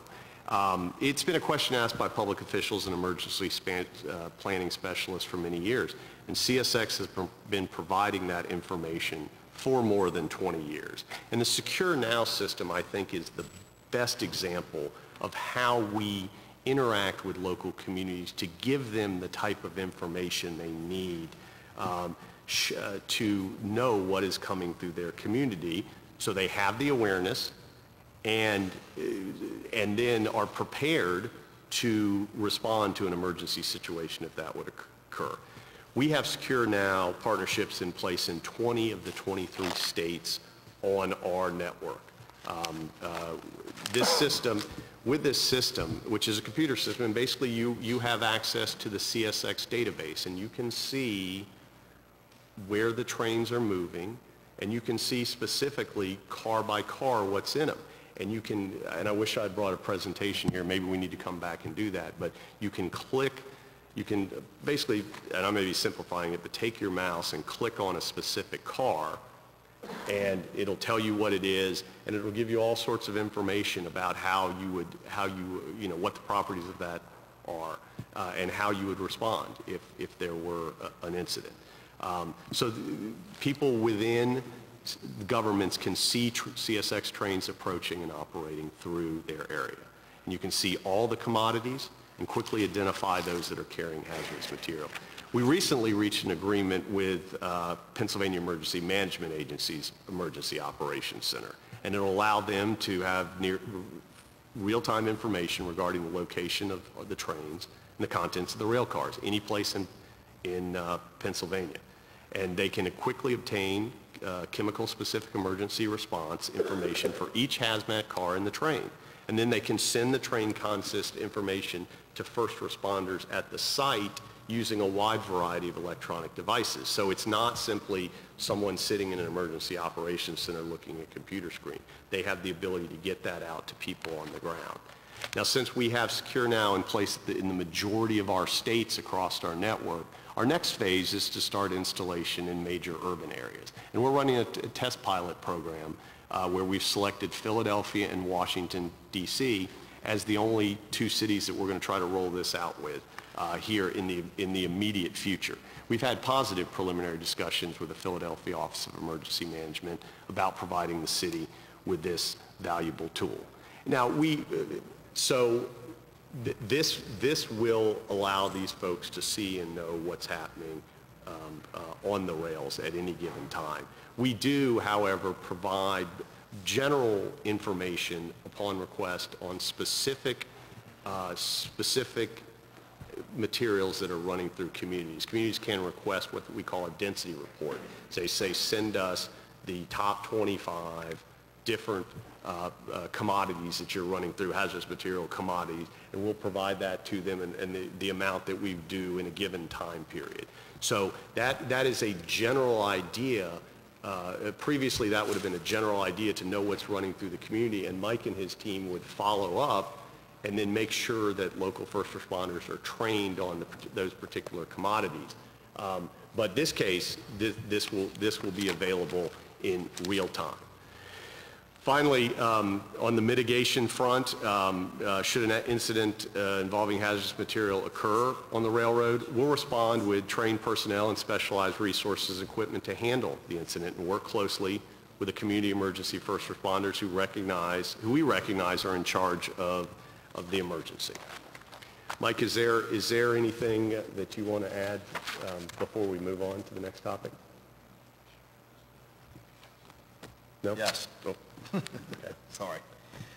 Just to follow up in reference to what Quentin said and we were discussing, basically we have planned for the week in Philadelphia for the week of May 12th And we invite you, I personally invite you, and we can work the details out afterwards, where we're going to come in and we're going to have discussions. We're going to be training with the Philadelphia Fire Department hazmat team in reference to emergency response to railroad incidents. And we're developing, at this point in time, CSX, one of the only railroads, is developing a guide that we're going to send out specifically for unit trains of chemicals that are planned. And we're also planning a CSX safety train tour. The safety train tour will start here in Philadelphia, be crude oil specific. And it's going to be in the planning coming months, probably May, June, that tour is going to start. And just my final little cap here for myself, sir. Mr. Chairman and members of the Joint Committee, I thank you for your time. As you can see, it is and has always been a priority of CSX to ensure that first responders along our network are trained to the best of our ability, and the partnership is established prior to the incident occurring. One of the lines it's not a line, it's one of the things that we strive to do is I'd rather meet somebody today at training than at the first time at 2 o'clock in the morning. So once again, I'd like to thank the first responders for the City of Philadelphia for the continued efforts to build and maintain a true working relationship with myself and the City and CSX Transportation throughout the years and years to come. And once Quentin's done, I'll be free to answer any questions you have. Thank you, Michael. Now I would like to turn my attention to the 25th Street structure. As indicated by the Federal Railroad Administration representative and what their focus is in terms of rail safety, that's similar to what our maintenance crew's primary focus is ensuring that our infrastructure is safe for train movement. And generally they do an outstanding job on that. With that said, when I visited the 25th Street structure with Councilman Johnson today, it reinforced what we have been discussing for several months at CSX, that the structure clearly presents CSX with public safety challenges, and we need to do a much better job at addressing those. So some background on this: the construction of the 25th Street elevated was completed in 1928 as a public-private partnership between the city and 5 then existing railroad companies that served the city. So previously what had happened was this rail line ran down the middle of the street. And everyone got together and said, that's not a real good idea. Let's go ahead and let's build it up in the air. And in doing so, what they did with this structure is they provided access to all the railroads at the time. So everyone could get in down to the port facilities, so there would be greater competition. CSX assumed ownership of this structure and the rail line from Conrail in 1999. It had had multiple owners before then. The route serves as a critical link between businesses and port facilities in South Philadelphia and the North American Freight Rail network, not only for CSX, but Conrail and Norfolk Southern serve down there as well. The structure has always been what we would call, in railroad terms, a primary freight line. It's not a siding, it's not an insignificant track. It serves a very important purpose down in South Philadelphia. And it was designed to carry extremely heavy commodities such as coal and iron ore, among other products. At one point there were piers that shipped those products, much heavier than anything that we carry on there today throughout its history. And frankly, the trains were heavier back then. We were using, they weren't using diesel locomotives back then. It was steam engines. So in fact, it really does speak to the strength of the foundation. It was built to accommodate, it was heavier and more frequent trains. But over its life, there's been significant water penetration of specific concrete elements of the structure and deterioration of some of the structures in external concrete, causing concrete to spall, which means break off and fall, if not removed. This spalling has not affected the integrity of the structure, as the gentleman from FRA said, where the track runs is perfectly fine. And Councilman Johnson, when we were out there, we saw areas that underneath the track, the concrete was frankly doing a little bit better than parts of the concrete outside the actual track structure. So it is safe and sound for the trains that it carries, but we're committed to ensuring that the structure is equally safe for the community using and crossing 25th Street. So in 2005, CSX joined with the city and Pennsylvania Department of Transportation for an investigation and field conference at this structure. As a result of the discussions, we agreed to an action plan that more proactively addressed the public safety concerns presented by the spalling. This plan was approved by and adopted as order of the Pennsylvania Public Utility Commission. And that's the maintenance protocol, by and large, we've been working under. Under the plan, we committed on a biannual basis to inspect and identify the areas of deteriorated concrete for the length of the bridge and perform all work necessary to remove the loose concrete and perform repairs in a manner that preserves the integrity of the structure and prevents debris from falling below the bridge. Since that time, we have been performing this biannual work, and we've added additional inspection and repair of the concrete as needed. As the gentleman from the Streets Commission said, we hear of anecdotal of things happening, and we will go out and we will address those at that time.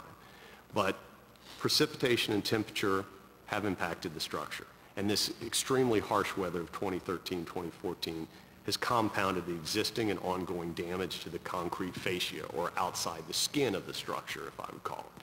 Think about, I mean, it's very similar to what we're encountering all over the north in terms of potholes, same concept of the water. So what we did this winter as a result of just the more moisture and the more problems, we increased the frequency of the inspection and determined that the maintenance that we ordinarily be scheduled for spring as part of the twice a year should be done immediately. And as a result, we commenced an immediate and accelerated short-term maintenance program, which I'll describe later, and at the same time began working to develop new options and ideas for a longer-term solution to the issue. Under current circumstances, we recognize that it's important to rethink the approach that we agreed to back in 2005, and we are committed to doing so. So for the short term, this February, CSX hired James J. Anderson Construction Incorporated of Philadelphia to work on this structure.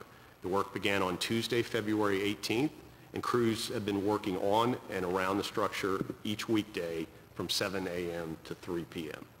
So what we asked the crews to do was to thoroughly examine and scale both sides of the entire length of the structure, with focus on removing loose concrete from the portions of the structure most affected by the combination of moisture and persistent freezing conditions, as well as identifying and removing in concrete that they feel may spall in the future. So as a result, the work being performed by Anderson is more appreciable and appreciably more comprehensive and preventative than the previous repairs performed by CSX under the PUC order. While previous work generally lasted anywhere from 5 to 10 days, the current work was contracted for 15 days to provide Anderson the time to systematically examine and repair the structure. However, we're 3 weeks into the contract, Mr. Chairman, and the Anderson crews have only finished work on one half of one side of the structure. It's not because they're not working hard. It means that there's a lot to do. So they are thoroughly going foot by foot, and this underscores the damage inflicted on this structure by the elements over its history. So therefore, we have extended the contract so Anderson can complete this job safely and thoroughly. And I think you'll continue to see them out there as they move down the south side, which is the more challenging side, and then on to the north side. But for the longer term, CSX distinctly recognizes that despite the more comprehensive repair that's currently going on and being put forth by Anderson, this work's really only going to serve to mitigate the damage exacerbated by this year's harsh and extremely moist winter. It's a near-term, not a long-term safety project, Mr. Chairman. In order to fully address this ongoing issue, more extensive work needs to be done on the 25th Street structure. There's a high-level awareness of the condition of this structure among the CSX engineering department and our company's management. I appreciate having the opportunity to go out with you today. Over the last 2 months, we've had CSX's Vice President for Engineering, the Chief Engineer for Maintenance, and the Assistant Chief Engineer for Structures all come to Philadelphia to look at this structure so they too can get a first-hand view of what this is. And this high level of attention has resulted in the increased activity and attention you're witnessing, first to address the immediate issues with spalling concrete, while concurrently considering and reviewing options for longer term repairs. So to further advance this effort, at the end of February, 3 members of the CSX Bridge Department from Jacksonville, one a senior design engineer, a bridge inspector, and an engineer responsible for computer-aided design of structures. This is basically doing a computer model of what this looks like. They spent 3 days here in late February inspecting and cataloging every foot of the structure to gain a better understanding of its challenges. How can we fix it? Where are the problems? What is the best way to approach it? Based on these findings, we are currently producing a computerized representative drawing of the structure and will develop appropriate plans to improve it. Councilman Johnson, as I mentioned earlier, that once this is complete, probably toward the end of March, we'll visit again and we'll share the results of this with you. Further, we've retained a second contractor to inspect the drainage system within the structure. As previously mentioned, concrete spalling is often caused by the accumulation of water. And within the columns of the structure, there are drainage pipes that actually take water off the track and run them to the city storm system below the street. So off the track, down the columns in a pipe into a drainage vent that should go into the city sewer system. We need to examine whether these pipes and the drains below are allowing free flow of water from the structure, or whether there's damage or obstruction that are causing the water to remain within the structure. We tend to think from initial assessments that's the case, that this in many cases, in places where the water cannot drain through cleanly, is turning into a bathtub. The water is accumulating there, causing the concrete to pop off, which goes to a drainage issue that needs to be addressed. Like any infrastructure project, appropriate study, analysis, and planning is required to produce the best results, and that's what we're undertaking. But this work is necessary to ensure that any future action can address the core issues surrounding the condition of the structure and not simply immediate challenges that we're facing. So Chairman Johnson, Chairman Jones, members of the committee, we commend your leadership and appreciate both your concern on these issues and the opportunity to speak with you today on this important topic. The rail renaissance I discussed earlier represents a tremendous opportunity for our nation to move closer to energy independence, to grow our economy, and to create jobs. But with this comes great responsibility, and CSX will continue to work with you all, federal regulators, state officials, and communities to make the safe transportation of hazardous materials even safer. As you've probably been able to tell from both the safety improvements required by the U.S. DOT and the voluntary actions undertaken by CSX and the other freight railroads, much has already been done or is being done to enhance rail safety in Philadelphia. But I pledge to you we'll continually work to make CSX safer, not only for rail traffic, but for the communities we serve. Thank you again for giving us the opportunity to discuss these important issues. This concludes my statement. I'm happy to address any questions that you may have. Thank you.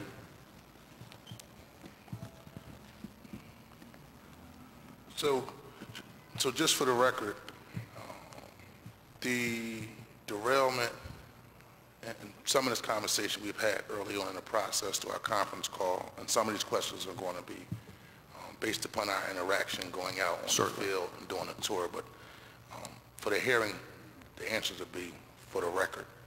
And so the actual derailment was a result of CSX team doing the maintenance, repair, upgrade of the Schuylkill River Bridge, correct? Maintenance and upgrade, not repair. Maintenance and upgrade. And I can give you more detail on that if you'd like, or we can just... Of the track. Of the track. Yes, sir. Okay, just for the record. Yes. And the second component. Yes, sir. The 25th Street Bridge. You're in the process of doing an assessment of how to address the long-term, not structural, but primarily cosmetic. The concrete on the bridge. Yes, yes, Mr. Chairman. To address the concrete that's falling down as a result of the intake of the water on top of the bridge. And the time frame for that study, the end of that study would be when? We're putting, what we want to do is to put together a diagram, basically maybe as simple as red, yellow, green on parts of the bridges that are most problematic. And that will help us determine what sort of actions that we need to take. We're going to need to fold the drainage issue into that as well. That contractor was came out last week, and the pipes were frozen. So they're going to try to come back next week, and then they'll go ahead and do these scopes. But the idea is we're going to work as diligently as we can to put together the assessment of this so we truly know what the issues are. Part of your testimony talked about CSX investing $2.3 billion in capital. Yes, sir. Maintenance and repairs. Will CSX make this particular bridge a priority as you look at a long-term plan for capital investment? I will work with the engineering department and the finance department to appropriately fund the repairs that are needed once we determine it. In terms of a capital investment, how we would use that term is to ensure that the track structure, the bridges, are safe for rail traffic. So maybe I'm mincing words, but we will work with engineering and finance to develop money, to develop the monies to create a safer environment at that structure. So you just said the key word, safer environment, because what I keep hearing repeatedly is as long as the train is okay to go back and forth to transport product for their clients, everything else is okay. But you have a bridge that, although the train goes back and forth every day and sometimes parks in the middle of the bridge for hours, that's totally falling down. That's really having an impact on the lives of the people who actually live inside the neighborhood. So you're getting a chance to do business going to and from, but the people in the neighborhood are still living under siege as it relates to them just driving back and forth under the bridge. And I think that's, we keep hearing that repeatedly from the FRA. There's a statement now. Even the city, just pretty much, as long as the train is going back and forth, everything else regarding the actual people who live in the surrounding community or the neighborhoods aren't really being a part of that are not being a part of this conversation. That's really where I'm getting at. And I agree with you, sir. This is something that there needs to be a greater focus, and there is now a greater focus on not only ensuring that the rail traffic is safe, but also ensuring that the communities are safe as well. The other component, we also took a tour out in Southwest Philadelphia to kind of look at the rail lines. What is CSX willing to do, commit to do, to address the issue of illegal dumping along their track line?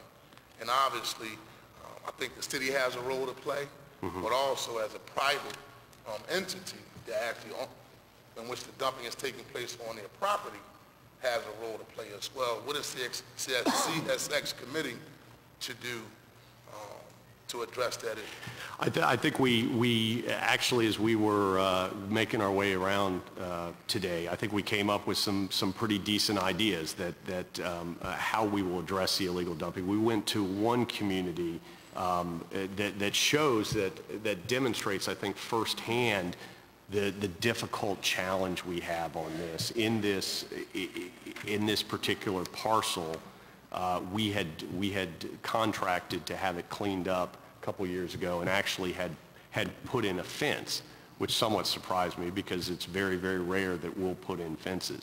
Well, the fence had been knocked down, and the property had been covered again with debris. But I think the specific locations that you showed me, Councilman, I think we've got some real good ideas to think creatively and work together in partnership so we can address those. I certainly think that we can address them in the short term. The question is, on the long term, can we sustain keeping a fence up if someone wants to cut through a fence, keeping a parcel clean if people continue to want to to put debris there. But I was heartened by what we saw, and I think we can make some progress there. Would CSX consider funding a special service district to monitor and address those type issues along your own property? It's not, and this is your property, not so much the city of Philadelphia property, where either the dumping or the debris is taking place. I'm not familiar with what that is, Councilman. All right. In terms of your maintenance and cleaning crew, right, do you specifically have one that actually goes out and monitors your bridges, your tracks, your railroads that you actually own? For not so much for the moving of for the debris, freight, but the actual debris. We have a system whereby these individuals are not responsible for cleaning those up. What we need, the person who is doing the inspection of the track, to focus on their territory to make sure that's safe, who is cutting back debris to create good sight lines. But there is a system whereby these things do get reported into us, and we can in fact in some cases go in and let contracts or set up systems where this debris is cleaned up. Okay, so y'all address it from a contracting standpoint, not have an actual particular operation that's a part of CSX. It depends. It depends on the type of property, and but there are some times where we will use crews. In terms of inspection, part of your testimony talked about the number of times you expect your tracks as well as your bridges. I think I see 2 ultrasonic inspections 3 times a year. Yes, that is correct. Yes, so we will do the now with the new agreements. So this is the new agreement? We will do 3. Currently, we do 2, and now it will go to 3, as it will with the geometry cars on the track structure. And in terms of your actual tankers that actually carries the fuel, the crude oil, do you also carry natural gas? We do not, no. Okay, so in terms of the tankers that actually carry the crude oil, what type of material is made out of the actual? What the tank cars are made of? Tank cars, yes. That will rise to the level of any event that a spill does happen. Here's my tank car expert. Currently, the standard for the DOT 111 tank car, which is hauling crude oil at this point, is 7/16 carbon steel. I'm going to throw out a couple things here. TC 128 normalized steel. It's a very brute steel, 7/16 thickness. The newer tank car that is in proposal through the American Association of Railroads that Mr. Kendall alluded to, basically to take it from 7/16 thick to either 1/2 inch to 9/16. Also put protective housing around all the valves and fittings on the top.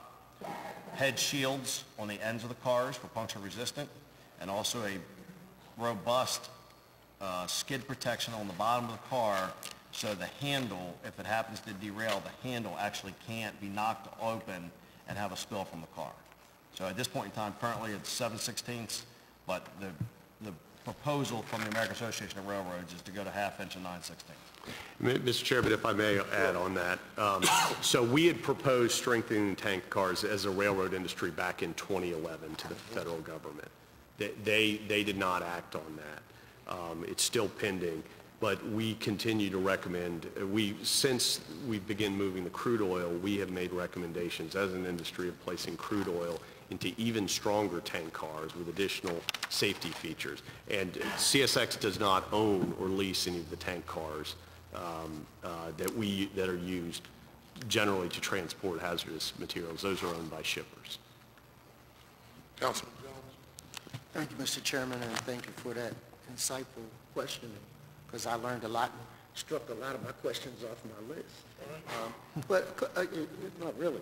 So a couple of things. If I understood you correctly, CXS bought holdings within a number of companies in 1999? Mr. Chairman, it was it the bill purchase of Conrail in 1999 where that railroad was purchased partially by the CSX and partially by the Norfolk Southern, and this particular structure was assumed by CSX in that transaction. Is that correct? In 1999. In 1999, yes, sir. How many structures do you own within the city of Philadelphia? Chairman Jones, I'll have to get that number for you. I don't know off the top of my head. Can you give me a rough estimate? 30 to 50. Mr. Getz says 30 to 50. 30 to 50. And are they bridges, trestles, things like that? And why would a company purchase them? Why did, I mean, what was, I know it's ancient history maybe, but why did you purchase those structures? Well, I mean, really what we wanted was the rail line, Chairman Jones. Mm-hmm. The structure just comes with it. Okay. But what happened was Conrail was at that time, a Class 1 railroad, a major rail server here in Philadelphia. If they were to have gone away, then the rail service to Philadelphia would have been greatly diminished. So what happened in the transaction was two Eastern railroads, CSX and Norfolk Southern, purchased that so there could continue to be rail service into the city of Philadelphia. For which we are appreciative. But let me ask a couple. So do you lease access to your rail lines to other entities? The Conrail and the Norfolk Southern, I think, bring in maybe, is it 2 trains a week? I can't remember what the... There's several trains. Yeah, so other railroads will operate a couple times a day coming in to serve local businesses. And we have agreements whereby we allow them to use our track. And within those agreements, are you informed as to their cargo and whether it is hazardous?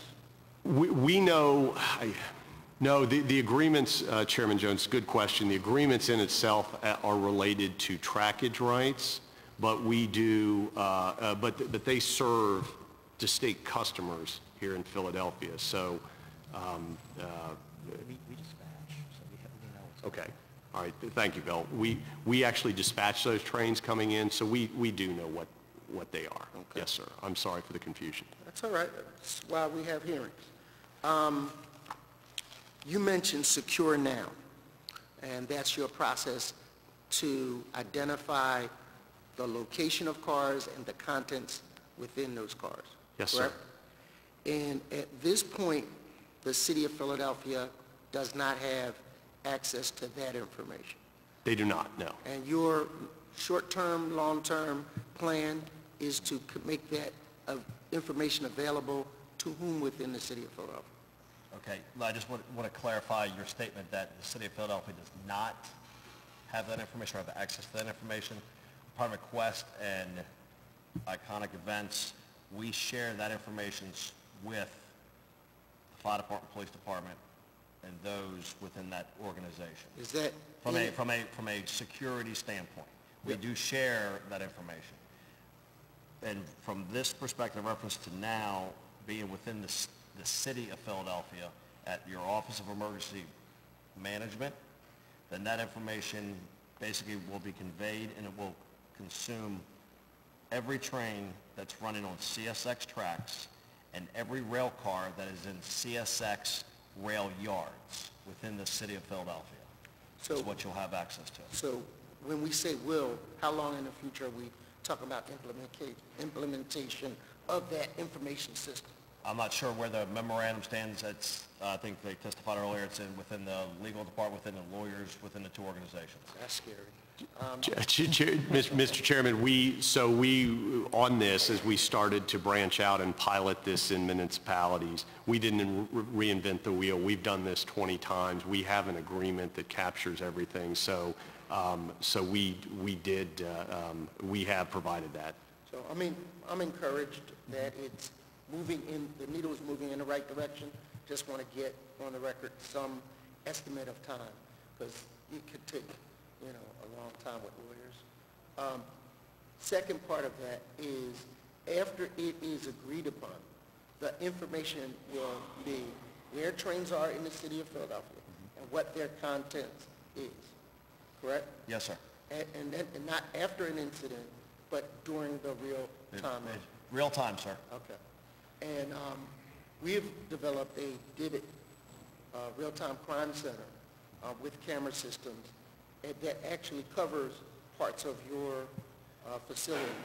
So that I think that that's an appropriate connection Absolutely, post 9/11. that's great. Our plan is to do the same thing within the district, as Mr. Kendall said, the second phase as it did for Washington, D.C., so the plan is the same thing there. Second part of this is that top 25 list of hazardous materials, and somehow you probably have a system somewhere that says this is post-toasty wheat, and it's no problem, and then all the way up to something more hazardous. And is that going to be communicated clearly within this Secure Now system that, you know, if this spill, my original question to the first responders of Philadelphia, the fire department, was it's better to know what you're coming into as much in advance as possible so that you don't bring the wrong equipment or maybe rush in too quickly before you secure perimeters. It is very different, and I'm not a first responder. This is your wheelhouse of information. But a gas airborne contaminant is a very different process than an oil spill that uses gravity to go wherever. So to know those kinds of things, I think, is an important piece of information so that you come correct. Absolutely, sir. I just want to rectify one thing. There's two different systems, the Secure Now and then the database that handles the density study of the top 25 chemicals. They're two different systems completely. They don't talk to each other. So I'm not IT, and I don't know how it works, but they don't communicate. But what happens is through all of each commodity has a stick number. It's a standard transportation commodity code number. And basically, every hazmat then gets populated within that database, and we can produce a list of the top 25 chemicals that are shipped through the city of Philadelphia every single year. And your intention is to train our first responders on how to deal with each of them? Well, at least we provide the list, and we work at the top. And we're in a situation now where we've gone from, you know, we have all the refineries that had, you know, propane, isobutylene, things like that. Now we're crude. So our focus now is driven more towards crude and planning that for that purpose. We would give the top 25 chemicals to the responders so they can train when they do monthly, quarterly training, things like that, to make sure that they're properly equipped, training, and brought up to speed on those chemicals. So are you going to provide them that training is my question? Yes. In your Florida facility or wherever, or up here? Up here in the city of Philadelphia, sir. So for those top 25 hazardous chemicals, you will work with us for free to train us on that. I think that was your quote. Okay. Key word is free. Yeah, we will. Not walking back from free, Chairman Jones. I'm going to stay with that. But to specifically get down and dirty in the next 6 months, the top 25 chemicals, sir, to be honest with you, it's not going to happen this year. Okay, but give me a time. They'll get the list, and then within the fire department, we can communicate back and forth. But from our big focus with the push for crude oil, that's where the focus is going to be, is on general awareness, how to respond, and then talk about crude. But then the department, through the Hazmat Administrative Unit, can work to make sure that everybody understands the commodities, the properties, physical capabilities of what the chemicals are. So within a reasonable time frame, those top 25 bad chemicals or good chemicals, depending on how you look at it, what would be a reasonable time to have at least train the trainers so that they can help the guys, the new recruits, and up at the fire academy? What's a reasonable time frame? In order for us the way the training program works is we provide the list. Our safety train consists of tank cars that haul basic generic, if you will, hazardous materials. That's stuff that's in general service tank cars, stuff that's in pressure tank cars, such as propane, anhydrous ammonia, chlorine. So throughout the training that we do, when we bring the safety train in, we'll have a discussion and we'll say that the following chemicals are shipped in this type of tank car. This type of tank car here, the following chemicals are shipped in. To go specifically down and dirty. So are there, in those general categories, is there the same treatment? So you said a specific type of train car handles maybe, for purposes of discussion, 5 types of chemicals. Okay. Are they all treated the same? If you... No chemical is treated the same. Okay, so are we going to drill down to the specifics of how to deal with the individual chemicals? When it comes to dealing with the individual chemicals, we put that onus back on the local hazmat teams, the fire department, to understand the chemical physical properties. We talk about what we know about. We talk about the tank cars. We talk about the chemicals in the tank cars, and then how to deal with them once it comes out of the package. So to be specific, you're not going to train us on each individual chemical. You're going to train us on how to open or close or contain your cars. That's a yes or no answer, sir. I'm a politician, you're not. One or the other. Yeah. The top 25 list, we do not provide training for each specific chemical for those top 25 chemicals. We provide you with the list, so the city then can plan accordingly through the Office of Emergency Management and the Hazmat Administrative Unit to look at that list and make sure that they have proper suits, equipment, meters are capable, compatible, things like that. So in part, you'll help us? Absolutely. Absolutely. Okay, all right. Well, see... That makes it easy for me. Mr. Chairman, this is, we want more help than not. And as much as we can negotiate, I'd like to see, as Chair of Public Safety, to hold their feet to that fire. All right, thank you so much. Couple of other quick questions and I'll stop. Communications. Describe for me when something goes wrong, as things happen. What is your tree of communications?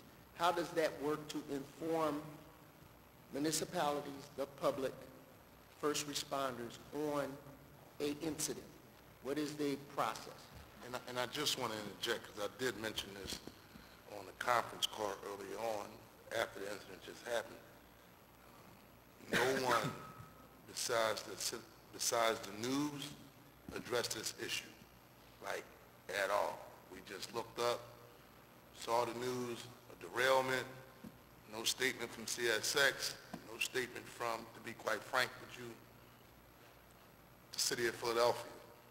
And it was like, okay, what's going on? So that's like a valid question.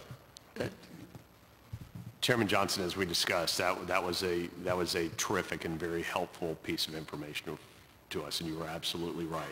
There was a tremendous amount of focus on making sure that the accident was mitigated, and there was insufficient focus on communicating with communities and leaders as to what was going on. So we do appreciate you raising that to Dean and I. But your testimony also says under this new agreement that you will work with community groups. So what does that plan look like to inform people in the surrounding area when such an incident takes place that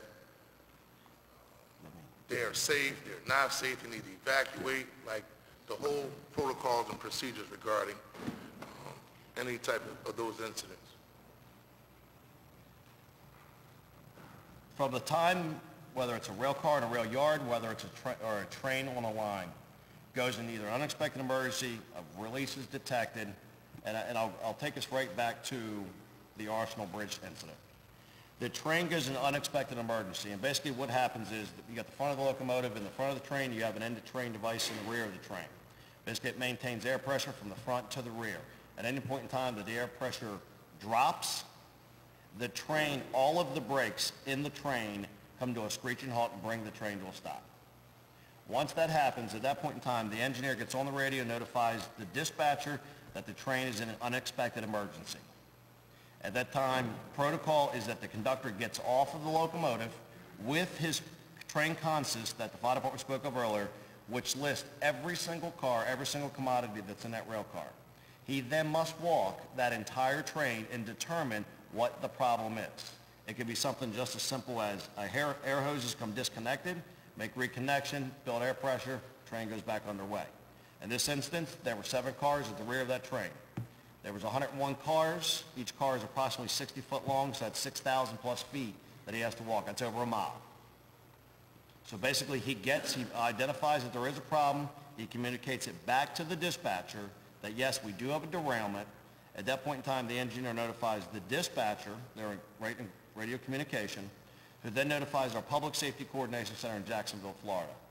At which time our Public Safety Coordination Center makes the immediate notification, as they did in this instance, with the Philadelphia Fire Department, Police Department, and local officials.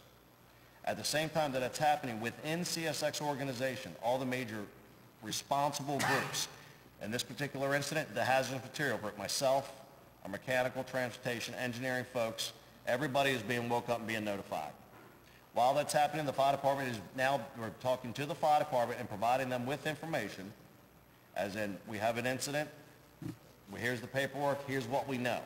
In this particular instance, we were able to tell them that it was the rear of the train's carrying crude oil, and they were having those discussions. I get the same phone call, and I'm also discussing that with the on-scene commander, what is being reported in the train and what's being reported that from this point in time, what we find is factual information. Responding to a train derailment, sir, is no different than the fire department responds to a report of a house fire in the middle of the city, and they get there and somebody's burned a pot of food on the stove. Got a little bit of smoke, you respond, you think the whole house is on fire, you get there, you get a pot of food.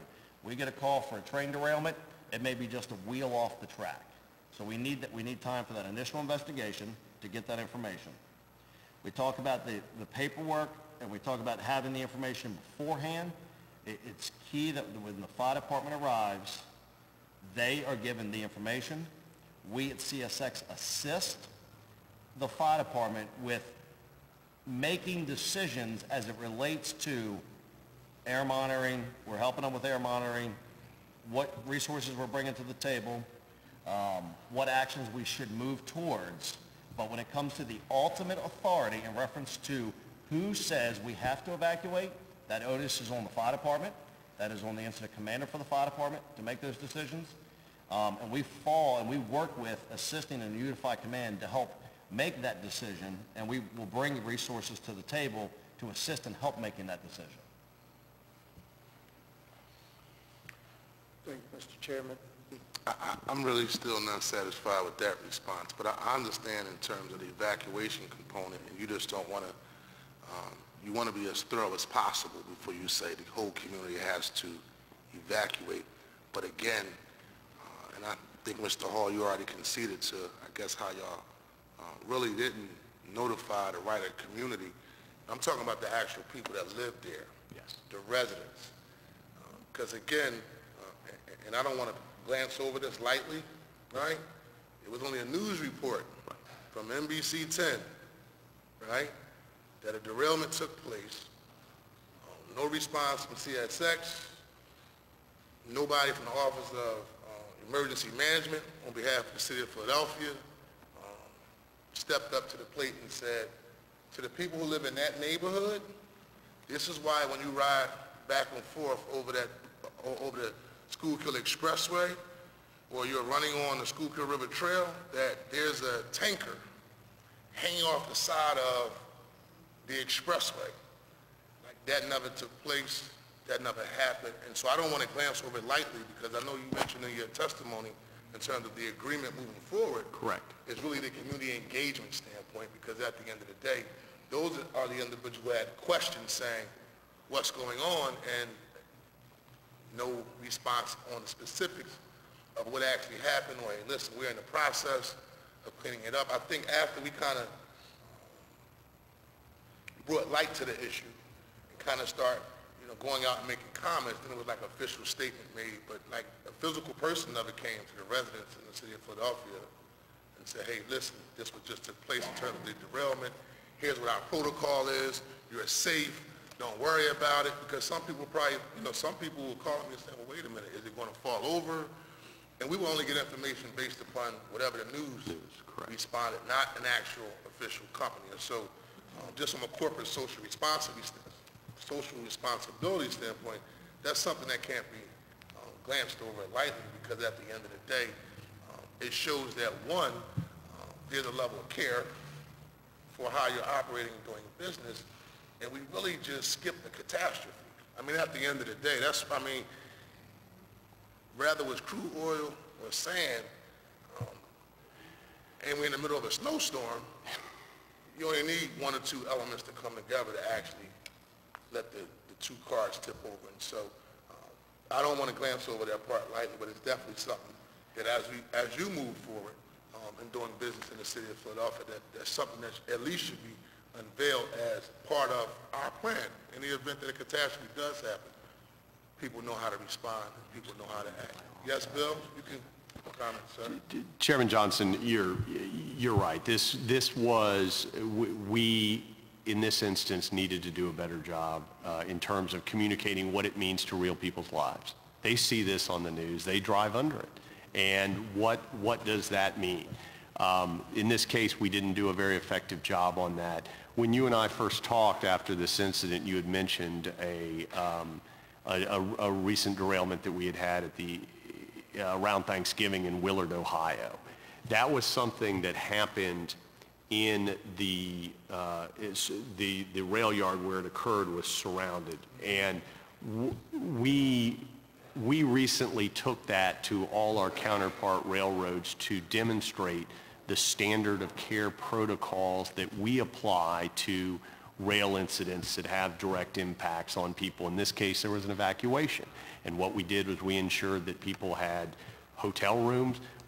Knowing they would be out of their house, we gave them the necessary gift cards to get what they needed. We kept in regular contact with them on this, and then they were out of their homes on Thanksgiving, and we set up a Thanksgiving dinner at the local high school. So I can't justify to you why we didn't do that in Philadelphia. I mean, I would suspect that because of where this event happened, so it didn't happen in the middle of a neighborhood, it happened in a bridge over a river. But that being said, that's still not correct. Correct. So you'll know, thousands of cars use the interstate, yes, sir. 76 West, and thousands of people use the Schuylkill River Trail on a daily basis, running up and down. And so it is in the middle of a neighborhood. That may not be on the ground, surrounded by actual houses, but it is in the middle of an actual neighborhood. And the fact that we had to shut down the expressway, I-76 east or west, really highlighted, okay, absolutely, something very well could happen.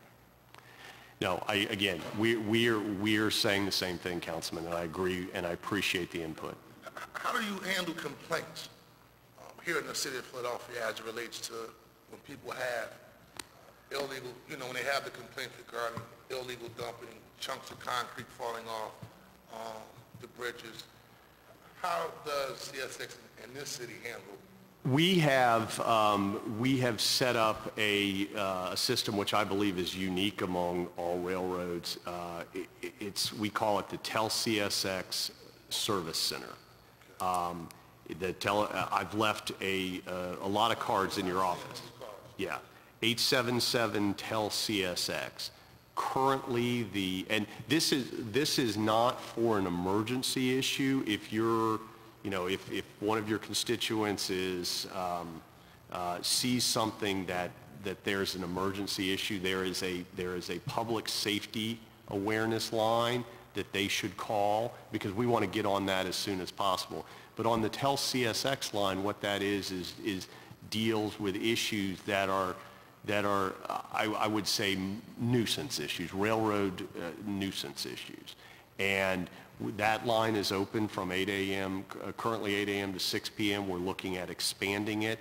It's also available by email. We have specialists up there who will work to either resolve the problem, or in some cases what they'll do is they'll need to farm it out to the field to get more information to help resolve it. We think it's a good system. I will caveat this is that not every issue can necessarily be solved. People will call sometimes and they say, I don't like the train horns. Well, it's a federal regulation that we have to sound the horn. But what you will get is someone to talk to, and you'll get a follow-up response with an answer. Mr. Chair, Chairman Jones. Listen, you went right in, and a lot of my stuff was answered. What I would ask, however, is lessons learned from the lack of communication. It's not from a operational point of view dealing with first responders, but the councilman is absolutely right. You don't know what kind of panic you can set off in a city like Philadelphia, thinking that it's those nasty top 25 chemicals that you have there, and that this is going to be airborne, and maybe I need to drive west, or this is going to hit and blow up, and so those kinds of informational sessions for people other than just people worried about dealing with the immediate problem. It's, the rumors abound. And so I think that that's important. And my only other, Mr. Chairman, issue is you mentioned the possibility of double-stacked Correct.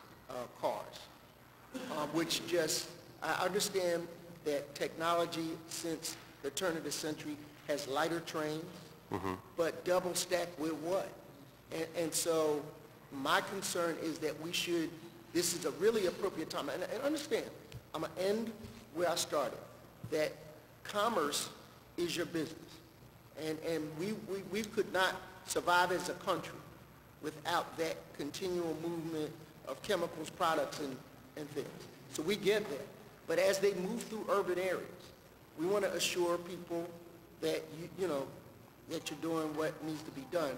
And on these double-stack cars, we want to be particularly careful that we are aware of what's going through, that if one of our inspectors sees something, they can say something in a knowledgeable way about speeds, about, when they take curves or whatever that is, because as I follow some of the catastrophes that happen, sometimes it's human error. It's not bridge failure. Correct. It's not anything to do with the infrastructure. It's human. So if someone sees that, and I don't think people with cell phones are sitting around looking and clocking your trains, but if you'd be surprised. Well, I would. Listen, I'm glad. So that if they know that these kinds of containers are supposed to go a certain speed and in around turns, those kinds of bits of information are important. And finally, as much training as you can give to our first responders, the happier we will be.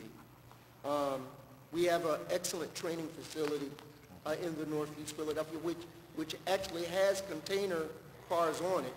But if CSX were to donate the new types of they have actual rail that they jack up and are trained on how to use railroad ties to actually lift those trains.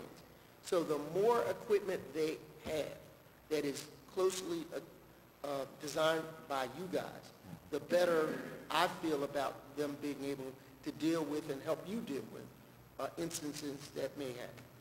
So that's all I have to say about it, Mr. Chairman. Thank you. Chairman Jones, one follow-up on the double stack, just a clarification on that because I didn't go into specifics. When we talk about double stacks, what we mean are two containers of generally consumer goods.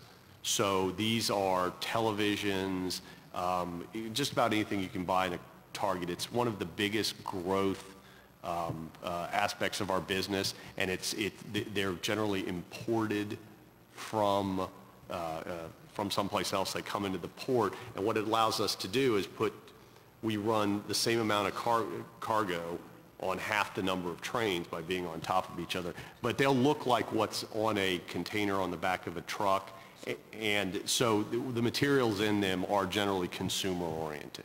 This chairman, myself, we're going to see you more in the future, not less. As we start to look at Marcellus Shell and export of other materials that may or may not happen, as we look at exports by way of Pennsylvania having the largest number of surplus of hardwoods, and the only way to get it out of here is through rail. We're not going to see you less, we're going to see you more. And so what we want to be able to have is a good neighbor relationship with you, that you're doing everything possible to keep us safe, and we're doing and informed. And so these things are learning lessons that, as the councilman said, we averted a catastrophe. What are the lessons learned by way of communications, by way of maintenance of the tracks, things that we can take away from as a municipality to hold some of our departments accountable. So we're going to see you more, not less. Absolutely, sir. And you do have CSXs in my, I'm looking over at Chief Roachman. He's not going to be much longer until he retires, but commitment for the safety and the training, because that's what I do, and that's what I do every day, and that's what I strive for. So you, trust me, you will see me, and I hope it's not in this fashion, and not in a fashion like we had on the 20th. Thank you, Mr. Chairman. Quentin Hall,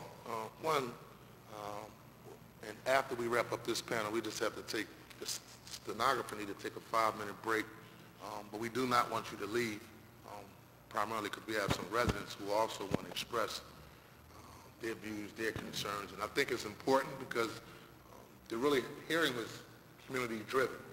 Absolutely. The concerns, the issues, and so it really gives them an opportunity to have a voice with you. I just want to reiterate just one small part, and I do thank you for traveling up here, and for Bill for participating in the tour, meeting the community members in Southwest and South Philly, and obviously, you know, what really got me involved in this is 2 parts of my actual district. In the Southwest part of my district, you saw the illegal dumping, you know, the lack of fencing, even though y'all did put fencing up, so we will look at maybe other options of different types of fences and how they're actually placed. But also with this particular bridge in South Philadelphia now, and we're going to be here for the long haul. And so I know you made a commitment. Y'all want to do a study, take a look at what y'all are willing to do and do an assessment. You know, I like SEPTA, you know, one of the most outstanding transportation systems in the country. They tore down the Market Street L, and I mentioned that earlier, and they made a commitment to build up a whole different L system. With the bridge in South Philadelphia, again, if the FRA is saying, hey, it's stable, just because the train goes back and forth, we're looking at those key components that we think needs to be aggressively addressed. And I picked up on that. You said this process started in 2005 to have individuals go out there, what? Twice a year. Twice a year. So twice a year over the last 9 years, there has pretty much been a patchwork jobs taking place. Because if you look at the bridge now and you say, well, people have been going out there for the last 9 years, twice a year, and what you saw today was metal rods hanging out, steel concrete falling off the side of the bridge, underneath the bridge, then obviously, my personal opinion, it needs to be a major overhaul. And I definitely want to highlight the fact that if y'all made $12 billion last year, and your own testimony says y'all going to put $2.3 billion in some type of maintenance, repair, investment. To me, it all comes down to what you see as a priority. And this bridge is a priority. Those rail lines along Southwest Philadelphia, how they are kept and maintained, are a priority and should be strongly be considered as y'all sit back and look at, okay, what's our capital investment priority beyond just making sure that the track is okay to make money. Councilman, I understand that and appreciate it. You've been very clear that that's what your expectations Just want to be clear on that for the record. And so we're going to take a 5-minute break, and we ask that you just stay and listen to the voice of the community. I've already postponed my flight. Thank you.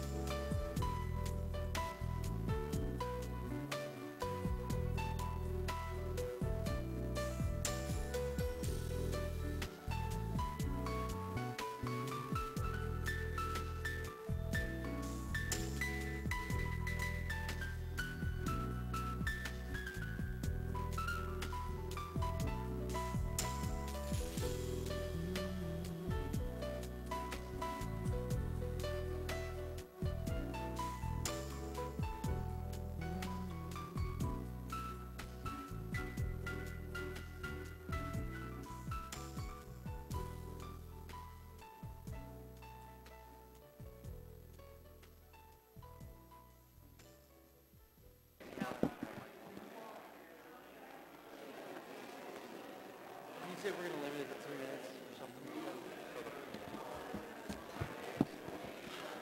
We're going to call this hearing back to order, please.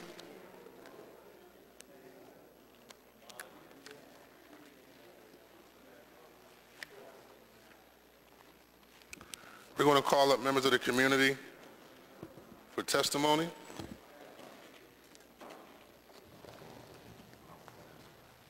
We're going to ask that you keep your testimony within 3 minutes. Ronald Alexander, Tracy Gordon, Jess Gold, and Kevin Poole.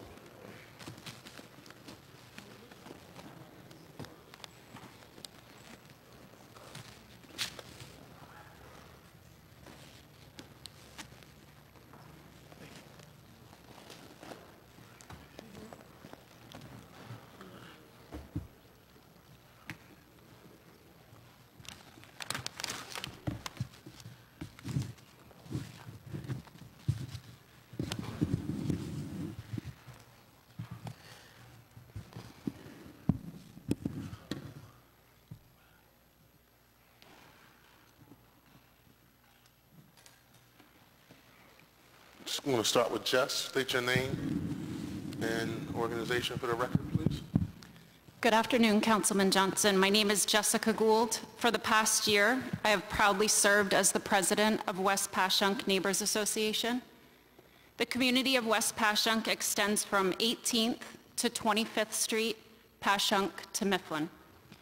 In my year of serving as president, I have had the opportunity of talking with many residents, both new and old. I have never heard one of them say anything positive regarding the elevated railway that runs along 25th Street.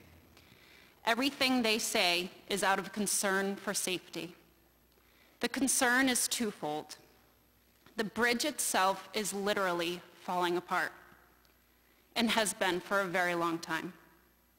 Thanks to the much-needed attention that Councilman Johnson has brought to the state of disrepair and neglect of the railway, it has been widely publicized that large chunks of concrete recently fell off the bridge at Washington Avenue.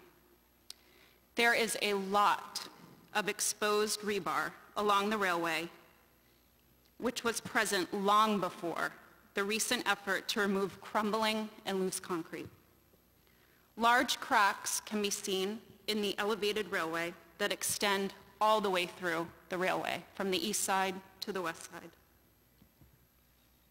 There is at least one concrete support, beam or pillar, whatever it's called, that is being held together by a sheet of metal and nylon strapping, essentially what looks like a seat belt. And I actually saw this in your slideshow. You have several pictures of it. Even if that is considered structurally sound, this is not how it appears to residents. I hear the term Band-Aid used over and over again to describe how residents are perceiving the structural issues to be remedied. There is also the issue of large and extremely dangerous icicles that form along the railway in the colder months. The bridge is a danger to all modes of transportation, vehicular, bicycle, and pedestrian. The community of Wilson Park, which is located on the west side of the elevated railway, has little choice but to cross below the railway to carry out their day-to-day lives: shopping, public transportation, recreation, and school. Last week, I met with Principal Thomas Koger of Girard Elementary School at 18th and Passyunk Avenue. He organically shared with me that he is terrified for his students who live in Wilson Park and have to cross below the railway to get to their school located at 18th Street. Beyond the bridge itself is the growing awareness of the crude oil that CSX trains are carrying through our neighborhoods at an increasing rate. We cannot ignore the harm and loss of life that other crude oil derailments have caused across the U.S. and Canada. It has recently come to my attention that derailments other than the recent derailment over the Schuylkill River occurred in the past. Several longtime residents share with me that they remember several cars falling off the railway at Rittner Street in the late 60s. It is by sheer fate that no one has been seriously injured. It is only a matter of time. We are scared, and much must be done to assure our safety and alleviate our fears. Thank you. Next. Good afternoon, Chair. Good afternoon. Tracy Gordon, I'm from Southwest Concerned Citizens, and I'd like to testify on behalf of the community that surrounds CSX Railways. On January 20th, I actually thought I hit the lottery when the derailment, and not to be happy about a derailment, but I figured I've been complaining about the surroundings and the conditions of CSX and their surrounding railways for over 15 years. And because a derailment happened is the reason why we get hearings. Fortunately, nobody was hurt, but unfortunately, that was a good day for me. As far as the Director of Office of Emergency Management, I've been a homeowner in that area for over 21 years, and never once have anybody ever put in my doorway any information in regards to CSX about their business, appreciation, donations to the recreation center, or most importantly, what we are to do in case of an emergency. As you can see when you do these pictures I've been taking for over the years, I mean, that is just not even the best picture. There are couches, refrigerators, numerous tires, oil containers, everything imaginable that has been thrown on that railway within the property of CSX. Yes, people do dump, but in the city of Philadelphia, according to our laws and regulations, if you have litter in front of your house, you are to clean it up or you are to get fined. Have anybody given them a fine? I understand numbers. You all said they're making billions of dollars, and you mean to tell me that they don't have a maintenance crew that, and by the way, when they put that railing up, whoever the contractor was, that was one of the cheapest. I remember when they put that railing up, it was up very cheaply. Maybe you don't need cyclone, maybe you need raw iron, perhaps. As far as the quality of life, I'm really afraid that in case of a derailment, our houses are, well, I live a block away, but the houses that are directly next to the tracks is right there. You can see the house there. That bridge there has a plaque that says the city of Philadelphia, which I presume that bridge is the responsibility of the city of Philadelphia. Well, during the time of the derailment, I went over there, and it happened to be a snowstorm, and I was very, very upset and sad to see the elementary school kids, because they cross over that bridge to either go to the playground or go to school every day. It was so packed with snow. Now, whose responsibility is for that snow and ice removal? Actually, I leaned on the fence and got shocked because there's electric currents that are coming through that fence. Actually, my neck got shocked, so I don't know what that is all about. The point that I'm trying to make is I did get a friendly conversation with CSS. This is the first time ever in the history of me complaining, which has been over 20 years. I have it documented. I have it in. I have physical Polaroids before digital cameras came out. That trash has been there for well over 15 years. So I don't know who the maintenance guy, whoever comes and do inspections, but he's probably not even doing his job, because that trash is not a year old, 2 years old. That trash is literally over 16 or 17 years old. I've been there 20 years, and it's been like that for 20 years. Finally, I'd just like to say that it is the responsibility of CSX to protect us. If it happened to be a derailment that happens there and it catches on fire, look at all that accelerants that's around there, those tires. All that stuff is going to accelerate, and it's going to be harder for the police department or the fire department or the super hazmat team to even get there to even protect the community in the neighborhoods. Finally, I'd like to say this in closing. A year ago in some town, I don't know if it was Pennsylvania or New Jersey, I haven't had time to do my research because I'm busy on a lot of other things. A train derailed, and within a 2 to 3 block radius, the people in the community had to literally move out their houses, literally, Now, I don't know if that falls under my insurance policy. I have a pretty good insurance policy, but I wanted to know if, in fact, that ever happens and we have to leave our properties, is CSX is going to be responsible to put us up into other places until they can get those rails together? Does it fall under a homeowner's HOA policy, or do we have to wait for CSX to put us up to housing and stuff like that? This is inexcusable. It's just a shame that our children have to walk by there. That's their reality every day. That's sad, and there's no excuse for it. Thank you. Yes, my name is Kevin Poole.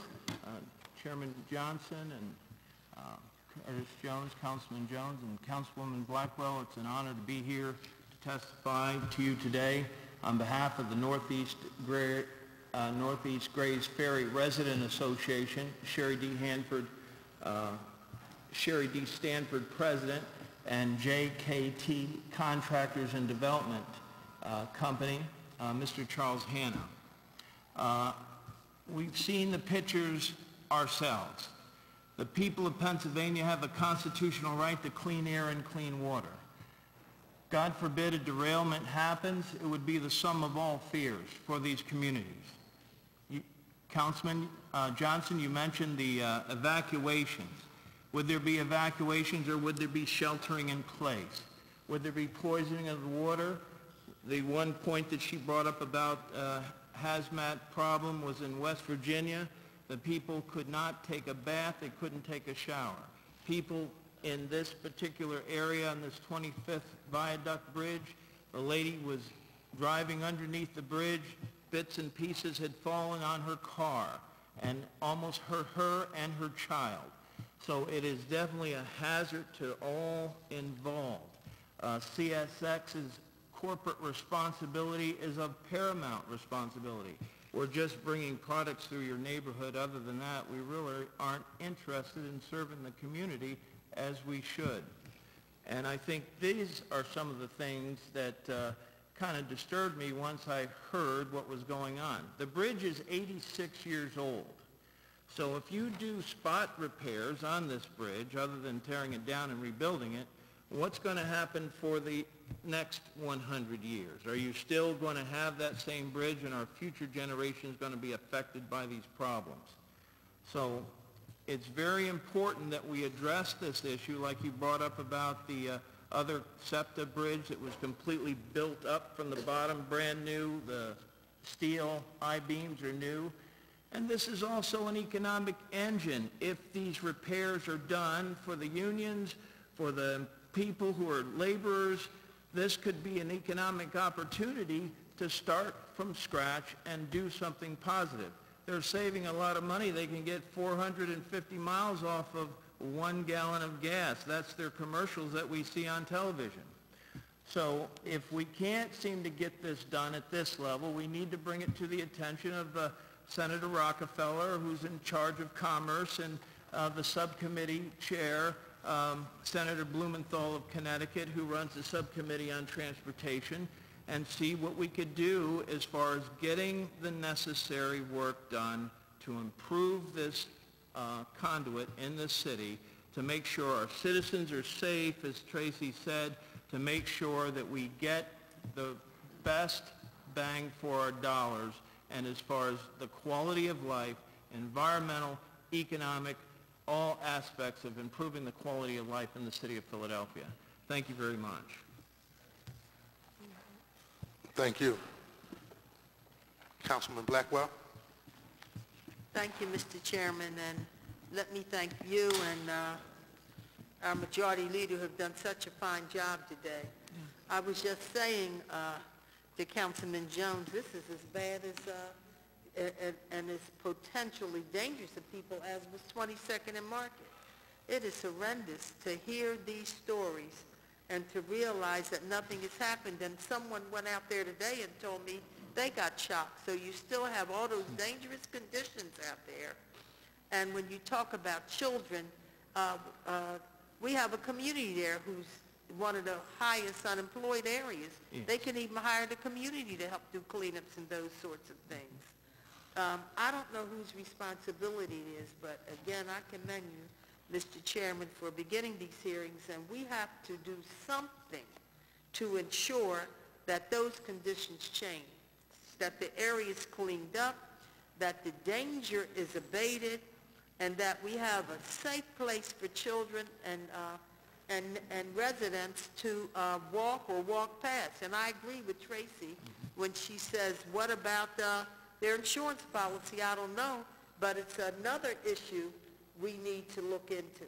So this is very, very important, and certainly I support whatever our goals are to certainly make sure that we bring this into some kind of compliance. Thank God we've learned now, my goodness. If we hadn't had that derailment, thank God nobody was hurt, only God knows what would have happened in the future. Thank you, three of you, very much, and all who have testified. And other businesses operate in this manner.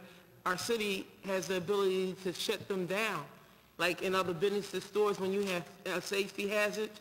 If this is a safety hazard and a catastrophic hazard for our communities, then, you know, if they're not going to comply with what the city says, then, you know, it might have to shut the business down. I totally agree. I'm in total agreement. Shut it down. I'm in total agreement. Thank you for your testimony as well. Thank you very much.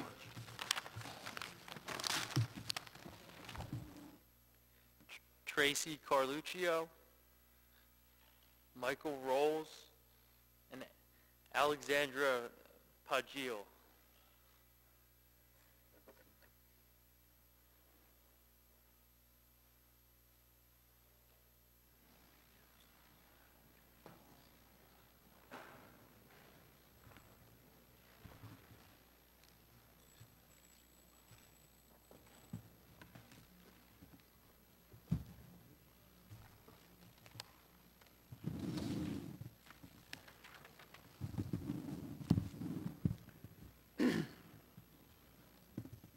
Yes, please state your name and organization for the record, please. Tracy Carluccio. I'm Deputy Director of Delaware Riverkeeper Network. My organization, Delaware Riverkeeper Network, is concerned about the transport of oil and other hazardous materials on Philadelphia's roadways and railways, and we thank you very much for holding this hearing here today. We're also concerned about the regional transportation system that Philadelphia is connected to, and I'd like to take a couple of minutes now to recount a train incident that here in Philadelphia we might be able to learn from. And it involves a vinyl chloride pollution release in Paulsboro, New Jersey, just across the river from Philadelphia, the place where this train derailment that derailed was going to. Let's look at the approach and the method of management that was employed in response to the release of this deadly vinyl chloride after a catastrophic train derailment into the Mantua Creek in Paulsboro. This was right adjacent to the Delaware River and happened in October of 2012. This was a Conrail train, and CSX owns 42% of Conrail. 4 tank cars crashed off a bridge, and thousands of gallons of toxic gas was released into the air. The emergency response, including the evaluation and the planning for public protection, the environmental monitoring, and the cleanup, were frankly bungled. And as a result, first responders, emergency workers, and residents of Paulsboro were exposed to dangerous levels of this toxic chemical, leading to harmful human health impacts that have led to dozens of lawsuits. This is something we wouldn't want to see repeated here in Philadelphia, but we fear, due to the increased train traffic and the hazardous materials and the aging infrastructure, that this type of accident is not only likely, but almost inevitable. Reports of the proliferation of oil car accidents are in the news, and I'm sure others will talk about that. For instance, a CSX train carrying crude oil derailed 13 tank cars in Albany just 10 days ago. and that was the fourth in our neighboring New York State since December, and others in Pennsylvania, including a 12-car derailment in western PA, occurred just last month. Therefore, public knowledge about just what's going on in emergency preparedness planning that will protect the public is crucial to avert that kind of a disaster here in Philadelphia. Looking again quickly at the most recent documented toxic release in the region, we can take a lesson from how Conrail and the incident commander, the Coast Guard, DEP, and other agencies mishandled the vinyl chloride derailment in Paulsboro. During the incident, very little information was available about the health effects of vinyl chloride. No government agency links were provided on the county website where people were told to go, and the results of the air and water sampling were hidden from the public in the critical periods, the critical hours following that derailment. Delaware Riverkeeper Network's website was the only place that you could go and find the CDC fact sheet, which had the health information about what exactly was in this vinyl chloride and how it affects human health. And perhaps worst of all, an evacuation area was delineated and part of the town was evacuated, but how the delineation was done was not made public. In fact, at hearings held by the Federal National Transportation Safety Board on the incident subsequently, serious questions remain about the adequacy of the evacuation and the lack of proper air modeling. Why? And this is why I bring it up. One important factor, a private agency stepped in during the disaster. The Center for Toxicology and Environmental Health seemed to drive the management of the incident that was supposedly led by the Coast Guard. Yet it appears that this private company represented Conrail. They are a consulting firm often engaged by industry and have been charged in the past in regards to a possible conflict of interest in their work monitoring offshore workers in the Gulf of Mexico, BP oil spill in 2010. Similar concerns have been raised by the public and in the news about this firm's oversight of chemical spills and the monitoring of those and incidents in Louisiana, Florida, and Tennessee. We don't want the fox guarding the hen house here in Philadelphia. As these shipments of oil expand and become more dangerous with the hazardous crude oil that's being carried, we don't need this kind of oversight. We need an independent agency in the city to step up and play an independent role.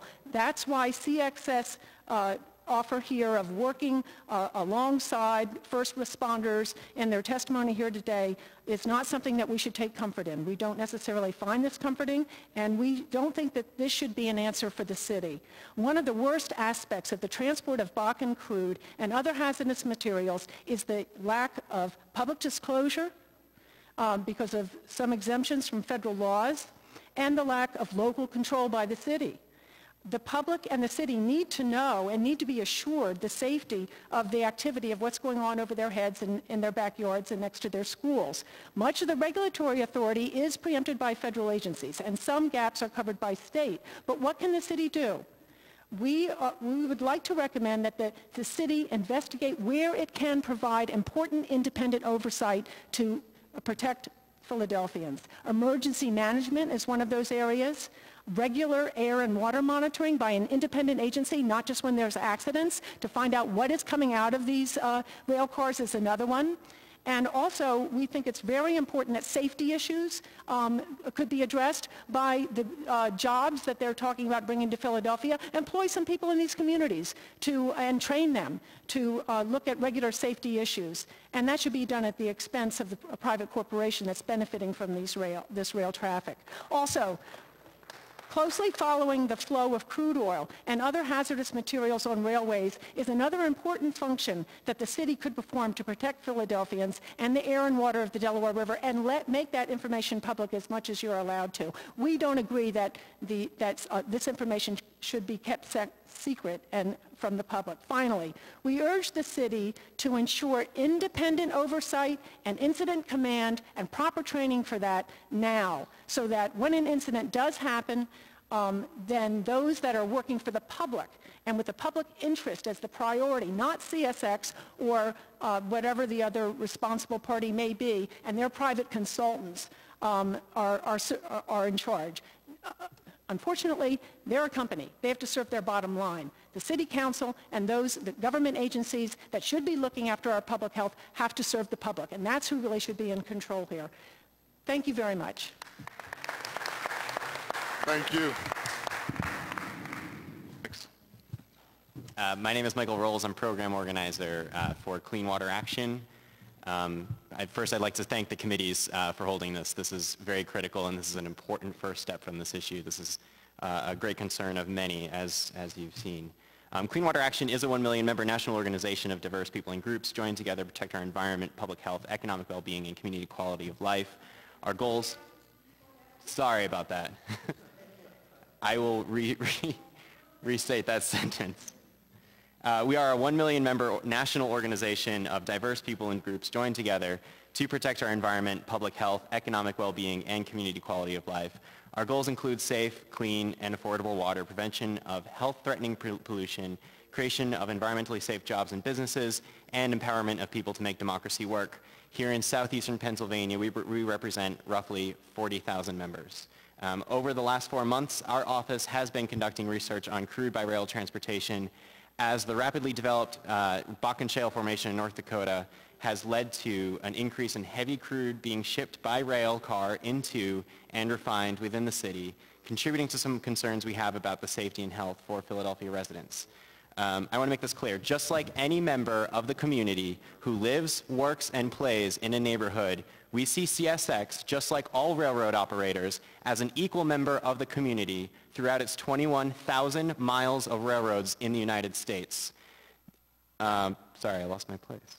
And therefore, it has an obligation to be a responsible neighbor. This would include transparency in the company's intentions and regular direct liaising with residents who live by their tracks.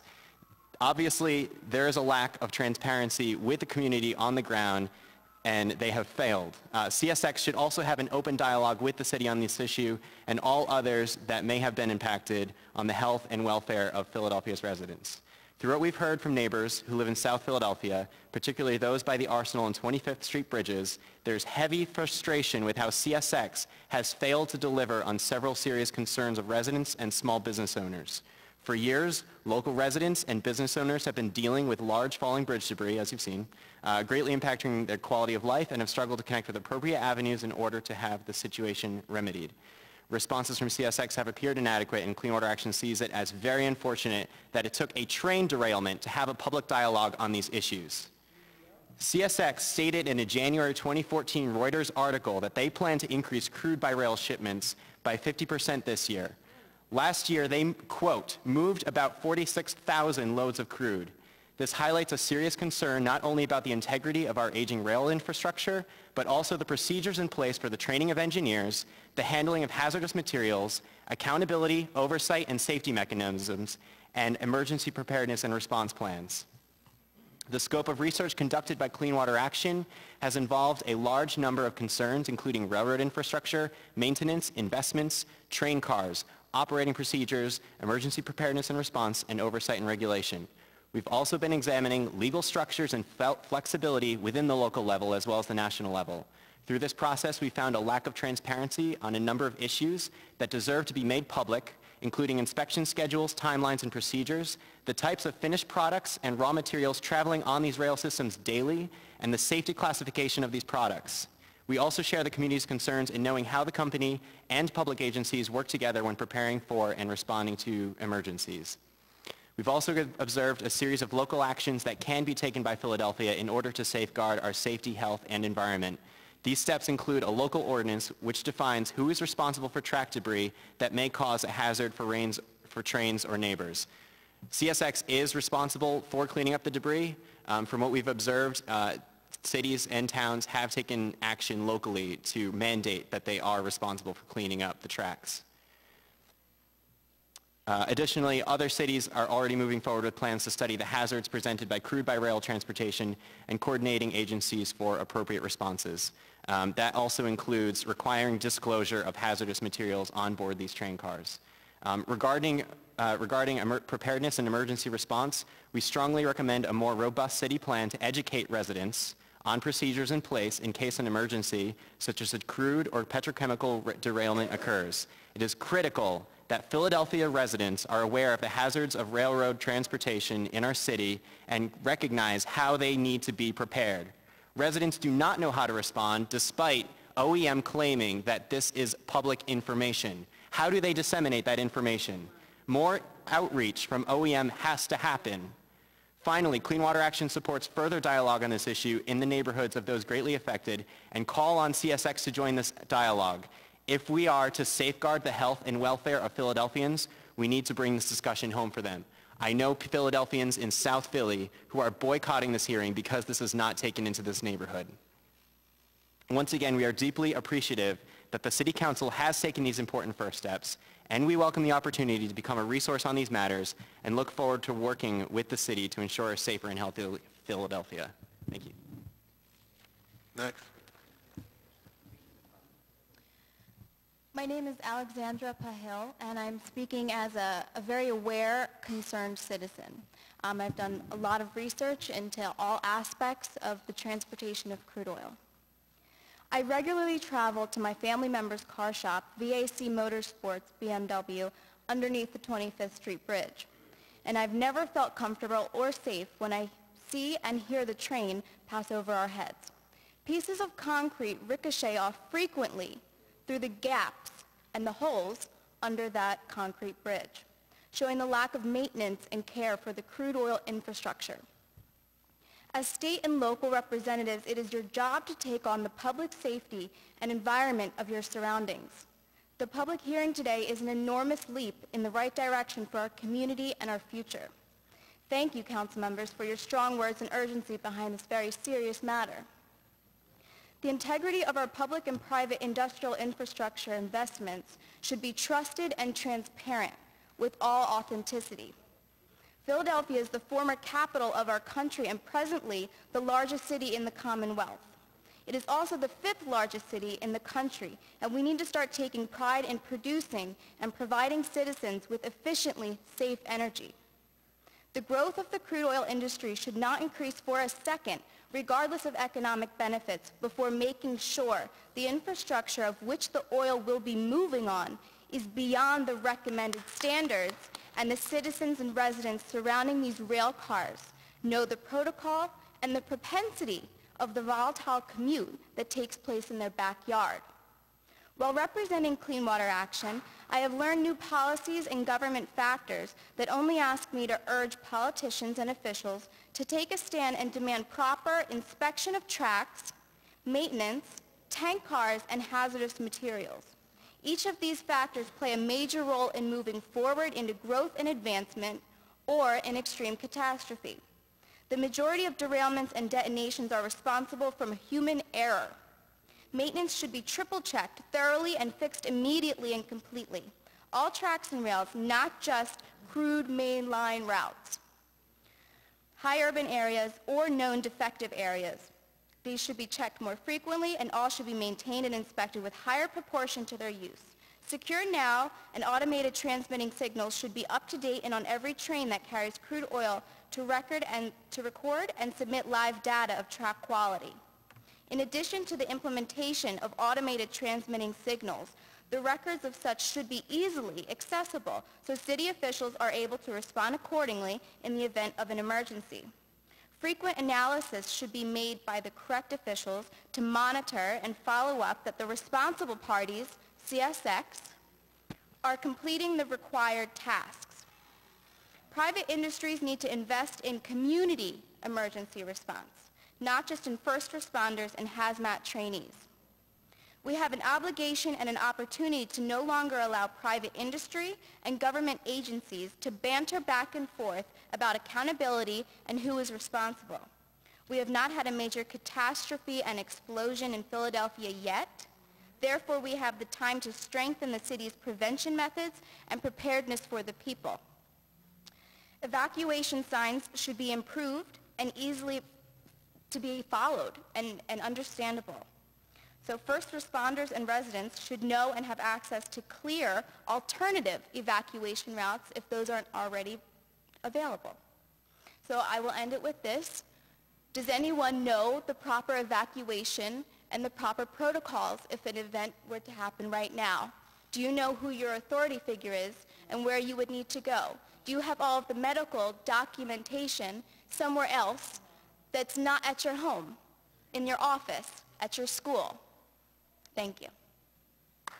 Thank you very much.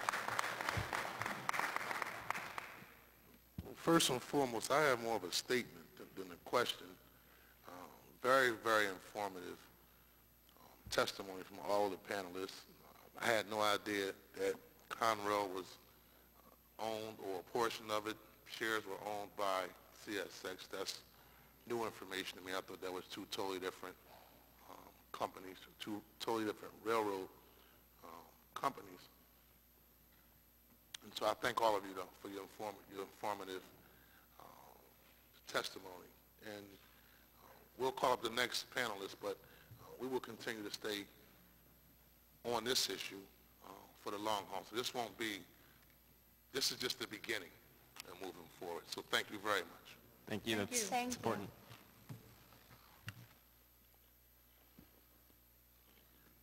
Basim Hassan, Hane Sabiri, Corinne Walk, and Greg Bucciaroni.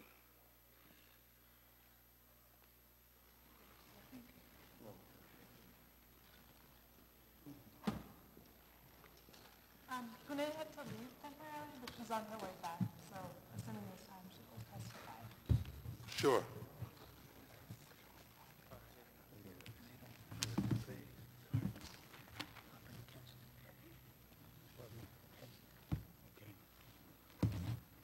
Okay, you can start. Good afternoon, Chairman. Greg Bucciaroni. We know each other, longtime activist in the city of brotherly love.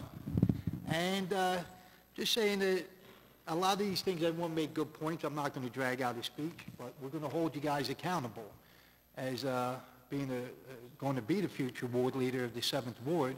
I'm going to represent cats in the Kensington area, and we have aqueducts that are run by CSX and Conrail. So what we're going to just ask you guys is that everything you guys said today, do it.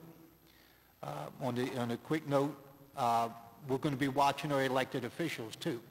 And as a ward leader, the first thing we're going to do is any ward leader that doesn't have the best interest, or any candidate that doesn't have the best interest of we the people in the city of brotherly love, you know, they got voted in, they could get voted out for the next cat. So that's all I'm saying. I'm here to support you guys. I'm here to support CSX if you guys are going to do what you say you're going to do. And thank you guys, and thank you. Good afternoon, Mr. Chairman. My name is Basim Hassan, as you well know. I'm a resident of the Grays Ferry section of the city. I lived in Grays Ferry for the last 23 years and have taken notice to the structural deficiency over the years. I've always noticed how days after inclement weather the bridge has leaks, and that tells me the drainage appears clogged in some way, as was stated earlier when someone went out to inspect the bridge. So the water that's collected on the bridge has to dispense in some other way than evaporation. It seeps through the cracks and the structure of the bridge that promotes deterioration, as can be seen in the slideshows on the exhibit. I do not feel safe crossing under nor traveling parallel to the CSX bridge on 25th Street. The community needs to feel safe when coming in the vicinity of the bridge in question. My question to CSX are, what impact does a spike or number of spikes have on the safety of a traveling train when they are missing from their position of place? When was the last repairs made to the bridge structure, as well as when will the bridge be scheduled for a total rebuilding to eliminate the worry that's hovering over the community after an imminent lapse? In a lot of instances, death brings about change. Does a death have to happen in order for a replacement to occur? Thank you for your permission to testify at this important hearing related to the safety of our community in Grays Ferry. Thank you. Hi, my name is Corinne Walk.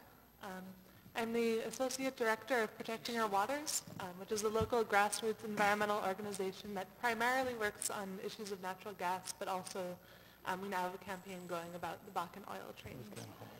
I was born and raised in Narberth, Pennsylvania, and a few months ago I moved from Narberth to southwest Philadelphia, I'd say about half a mile from Grays Ferry Avenue.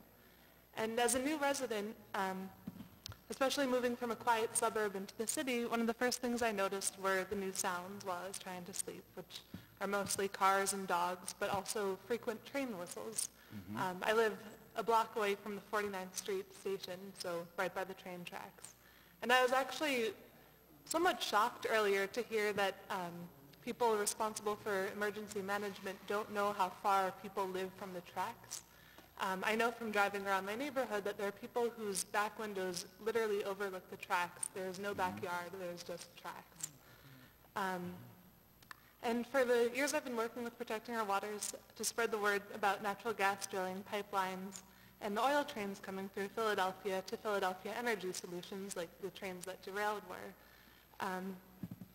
And we knew that derailments, explosions, and spills were occurring more and more frequently. And the stats on this, I don't have them on hand, but they back me up. They're pretty well known. It's been an exponential increase in derailments and explosions as more and more oil has been going across the country. And there are numerous factors that cause these derailments. One of them is insufficient staff and safety measures, which contributed to the disaster at Lac Mégantic, which killed 47 people. And that was a derailed oil train as well. And this is something that CSX says that they're going to address, but I'm reminded of the Exxon Valdez spill, which was blamed on the ship's captain, but the commission that investigated found that in reality, the company, which is now part of BP, had slowly removed one staff person at a time from that type of ship to save money, and each time they were rewarded for their cost cutting. And eventually a ship ran aground and spilled everywhere, and luckily, because the captain was so overworked, they were able to blame it on him and on one person instead of the system. The other issues are the aging and crumbling infrastructure like we're addressing today, the tank cars and safety measures that are insufficient for their cargo and potential accidents, and also the volatility of the cargo. As we now know, the Bakken Shale crude has far more volatile organic chemical or compounds and a lower flash point than it is labeled and transported as. And so I was therefore one of the few people who was not surprised in Philadelphia when these trains derailed. In fact, I had somewhat predicted it given our infrastructure and the amount of trains that I knew were coming through. However, I was surprised that CSX claimed that it would take less than 48 hours for them to clean up the trains. This was a public statement in many of the news reports I read. In reality, it took over a week, and they made this statement despite knowing that a huge snowstorm was coming in that evening. So when we said that we're improving safety measures, that things were already running great, the first responders there I know were experts and worked in incredibly hard conditions, but with that type of prediction and also the prediction of how long it would take this bridge to be repaired, I can't really have a whole lot of faith in the expertise we have, especially on CSX's end. I was also surprised that everyone was asking me, as leader of a small grassroots group, what was in the cars, how dangerous they were, and what route they take. Some of which I know and some of which I don't know because I'm not actually the one who has that information.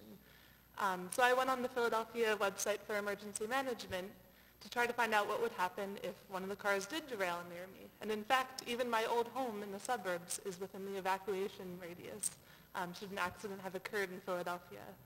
And there was essentially no plan publicly available. And this is for someone who has the ability to go online and knows how to find stuff online. There were plans, very vague plans for an explosion, a fire, or a chemical release, or a terrorist attack, but not for something that essentially encompasses all of those together. There was just a map saying that people like me would be evacuated by SEPTA. And it didn't even show the routes, or where I should go, or what type of bus, or if a huge amount of people were evacuating by SEPTA and not just, say, my block. So clearly there's a lot that needs to change. And as you say, I hope that this is just the beginning, because as you can tell, I think this is systemic, and it's also very dangerous, both to the people I represent in my organization and to me personally. So thank you for having this hearing. Hey, thank you very much. Any questions from the panel? No, I just want to make a statement, and I say this where I go. Some communities see a problem and they shake their head. Great communities see a problem and they take action. And it's good to know that we have great communities that see a problem and they're here today. Your patience shows that you care about the neighborhood you live in. So I'm just thankful to your councilman for having these hearings. Wanted to say it publicly. And may I say, I certainly agree with all that has been said, and be assured that we're committed to doing something. Obviously, we'll talk with the councilman and the chair, the majority leader, and we're all at the same place at the same time. Now it is the action plan that we will develop. Thank you. Thank you. Thank you. Thank you for your time and your testimony. And this is our last panel. Steve? Frank Scaler, Elias Schul, Kathleen McGettigan.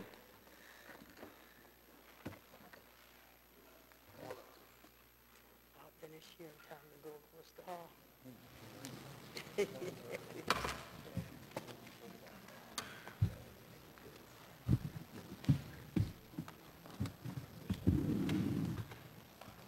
Oh, you want us to do it again? You want something? Sure. Right about it.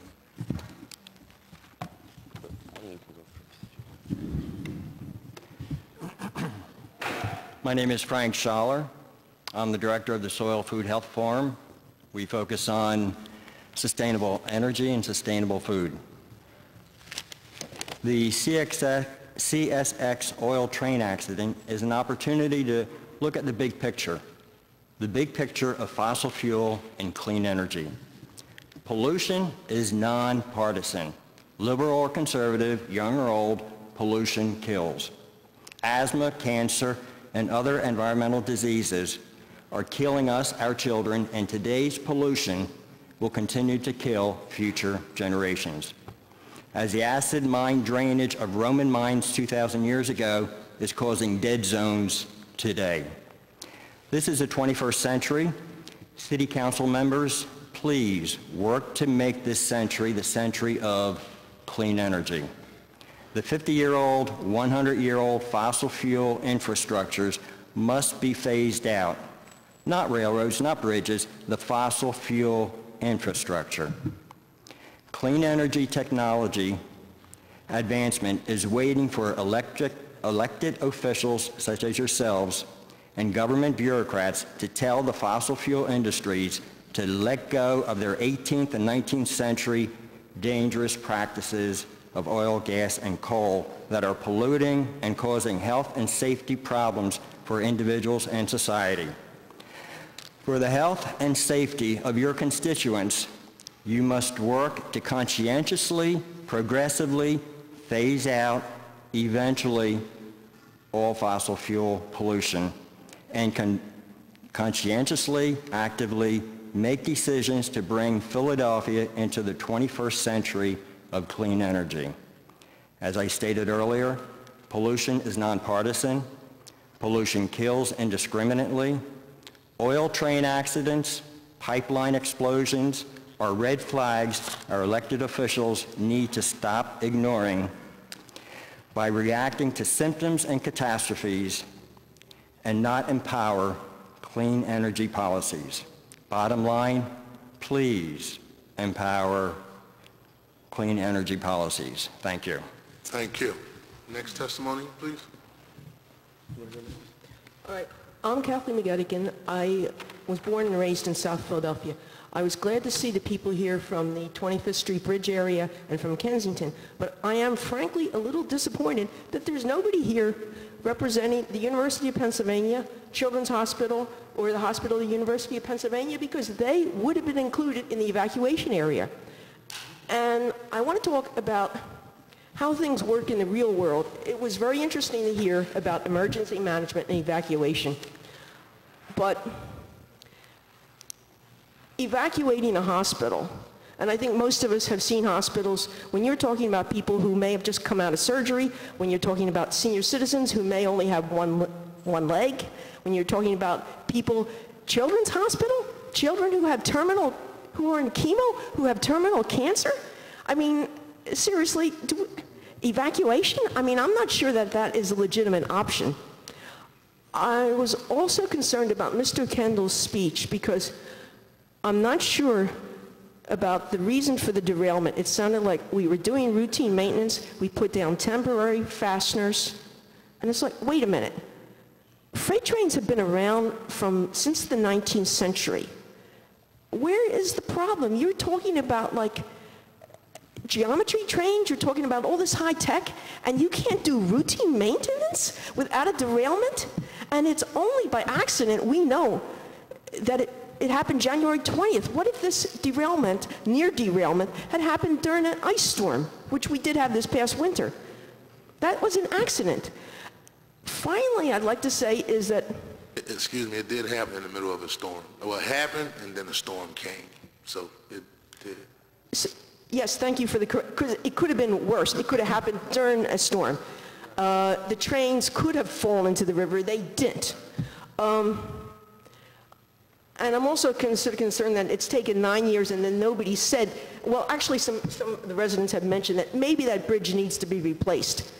And yes, thank you. And I also wondered how many parents there are in this room, because if I took the same sort of sloppy, blasé attitude towards the safety of children that I seem to hear from CSX, that we're going to do this, it's been 9 years, you know, we have a plan, but they haven't even addressed why the derailment happened and what we're going to do to prevent such derailments in the future. If I had, any parents here, if I had the same attitude towards your child's safety, would you give me permission to take your child even across the street to the corner grocery? I think you would put your foot down. Thank you. Thank you. Very good. Yes, sir. Is this on? My name is Elias Schul, and I'm here. I'm a native of Philadelphia and a resident of Philadelphia, and I'm here as a Geographic Information Systems Consultant and a Master's of Urban Planning. And I hope to answer some of the questions that your emergency management specialists wouldn't answer for you. So first, I just want to thank our excellent elected officials for making an investigation into this danger a top priority. I've been doing mapping work since 2007. I have a Master's in Urban Planning from the University of Michigan, and there I specialize further in geographic information systems. We know that derailment of these oil trains has already happened, obviously. It's been the topic of discussion today, and it is a comfort to know that our elected officials are investigating the grave possibilities with urgency and attention, even if CSX will not step forward and make the necessary measures to improve the situation. The deadly derailments of similar freight shipments across the country point to the potential for considerable loss of life if an oil train were to combust in our urban landscape. Today I'm here to present map images to the City Council members that show what a hypothetical crude oil explosion might look like along our city's CSX railways. So to create these images that I have to share with you all, I have digital copies and paper copies, and hopefully you've already seen paper copies that I left on the table over there. So to create these images, I used what official data is publicly available about rail right-of-ways and CSX property in the area. I've used official accounts of the 100-meter blast radius in the July 6, 2013 derailment of a crude oil train in Lac-Mégantic, Quebec, and commonly available geographic information software. So the images I'm sharing with you all are not the complete picture. They don't show all CSX property.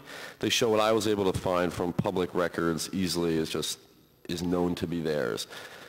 So accurate information about exactly which rail right-of-ways are carrying crude oil in the city is not available through public sources, easily at least, and CSX does not publish this information either. However, official geographic data is available which identifies which section of rail the crude oil carrier CSX owns in the Philadelphia area. And throughout the series of figures presented with my testimony today, the sections of rail that are conclusively owned by CSX that I could find and used to transport crude oil are generally displayed in red in the images. In figure 2, which is a zoom in of CSX rails with a 100-meter blast radius, the CSX tracks are displayed in black, and I'll show these images to you all in a second larger. However, crude oil transported by CSX also travels on sections of rail where CSX only has trackage rights, and along short rails and regional connectors. So in the third and fourth images presented along with this testimony, these connective rail sections that may or may not be transporting crude oil but are not owned by CSX are displayed in black.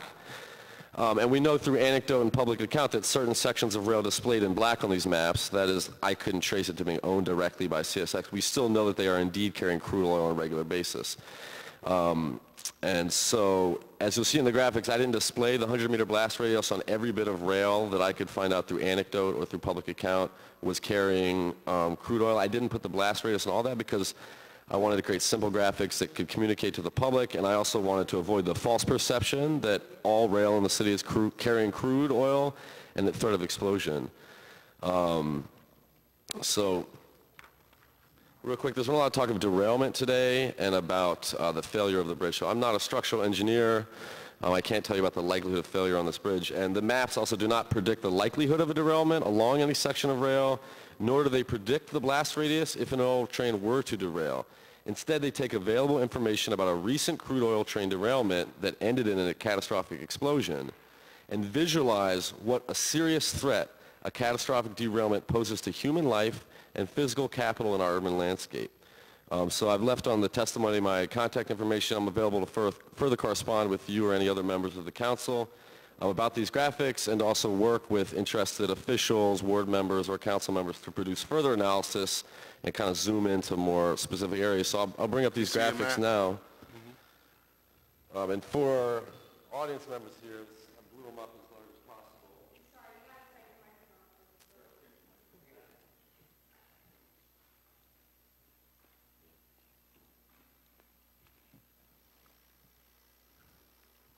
Should I do a quick talk through what's on these?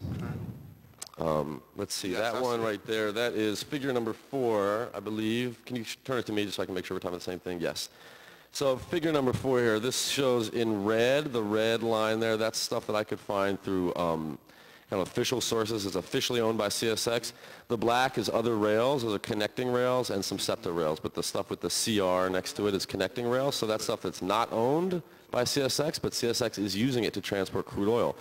Now on the red rail, which you can see around it, I've put up what's called a buffer around it. That's that transparent yellow area. So that shows you a 100-meter blast radius, and it's interposed over aerial photography, so you can see under it how many houses, businesses, individuals are going to be basically blown up if that derailment happens. So I just want to call your attention. I mean, there's particular interest in the 25th Street Bridge, rightfully so. And you'll see, though, in the map that that doesn't have the yellow buffer on it, right? Even though that's where the derailment was, I didn't put the buffer on it. And again, I'm just trying to make sure I have a real clean visualization. I'm being official with these maps. But you can see that extends down Washington, right? It goes right into the neighborhood. So just imagine interposing, and I can make another map for you if you'd like, interposing that buffer right over that. You can see it's going to go right through the neighborhood. The derailment and explosion that happened in Montreal, excuse me, in Quebec, in Lac-Mégantic, was in a rural area. It still ended up killing 40 people. So that's a 100-meter blast radius in a rural area. So we're talking 100-meter blast radius in the middle of South Philly. It's going to be probably considerably more.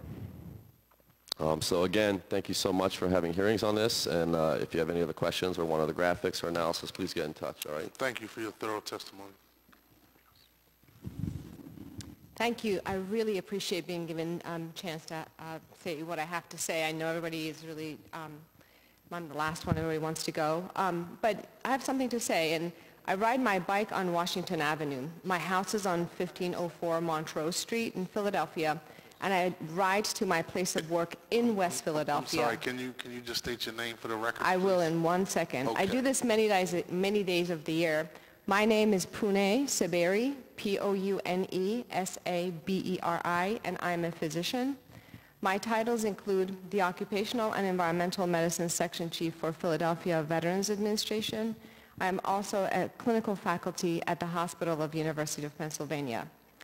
During my commute, when I ride down Washington Avenue, I see the crumbling, deteriorating bridge on 25th Street. And then when I stand in a lecture hall in the Smilo Translational Research Center, when I look out, I see this Schuylkill Arsenal Railroad Bridge and the precarious DOT 111 CSX trains that traverse it.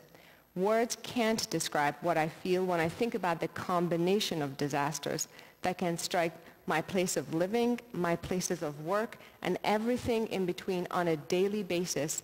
And this is all because the City of Philadelphia has allowed CSX trains carry Bakken crude oil so close to residents.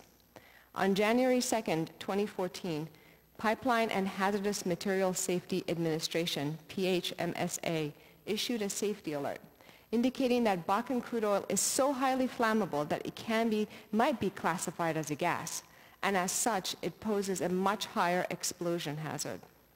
When this very same oil, as Lai said, carried in the DOT 111 rail cars exploded in Lac-Mégantic in Quebec. 47 people died, and an area with a radius of 15 acres was affected.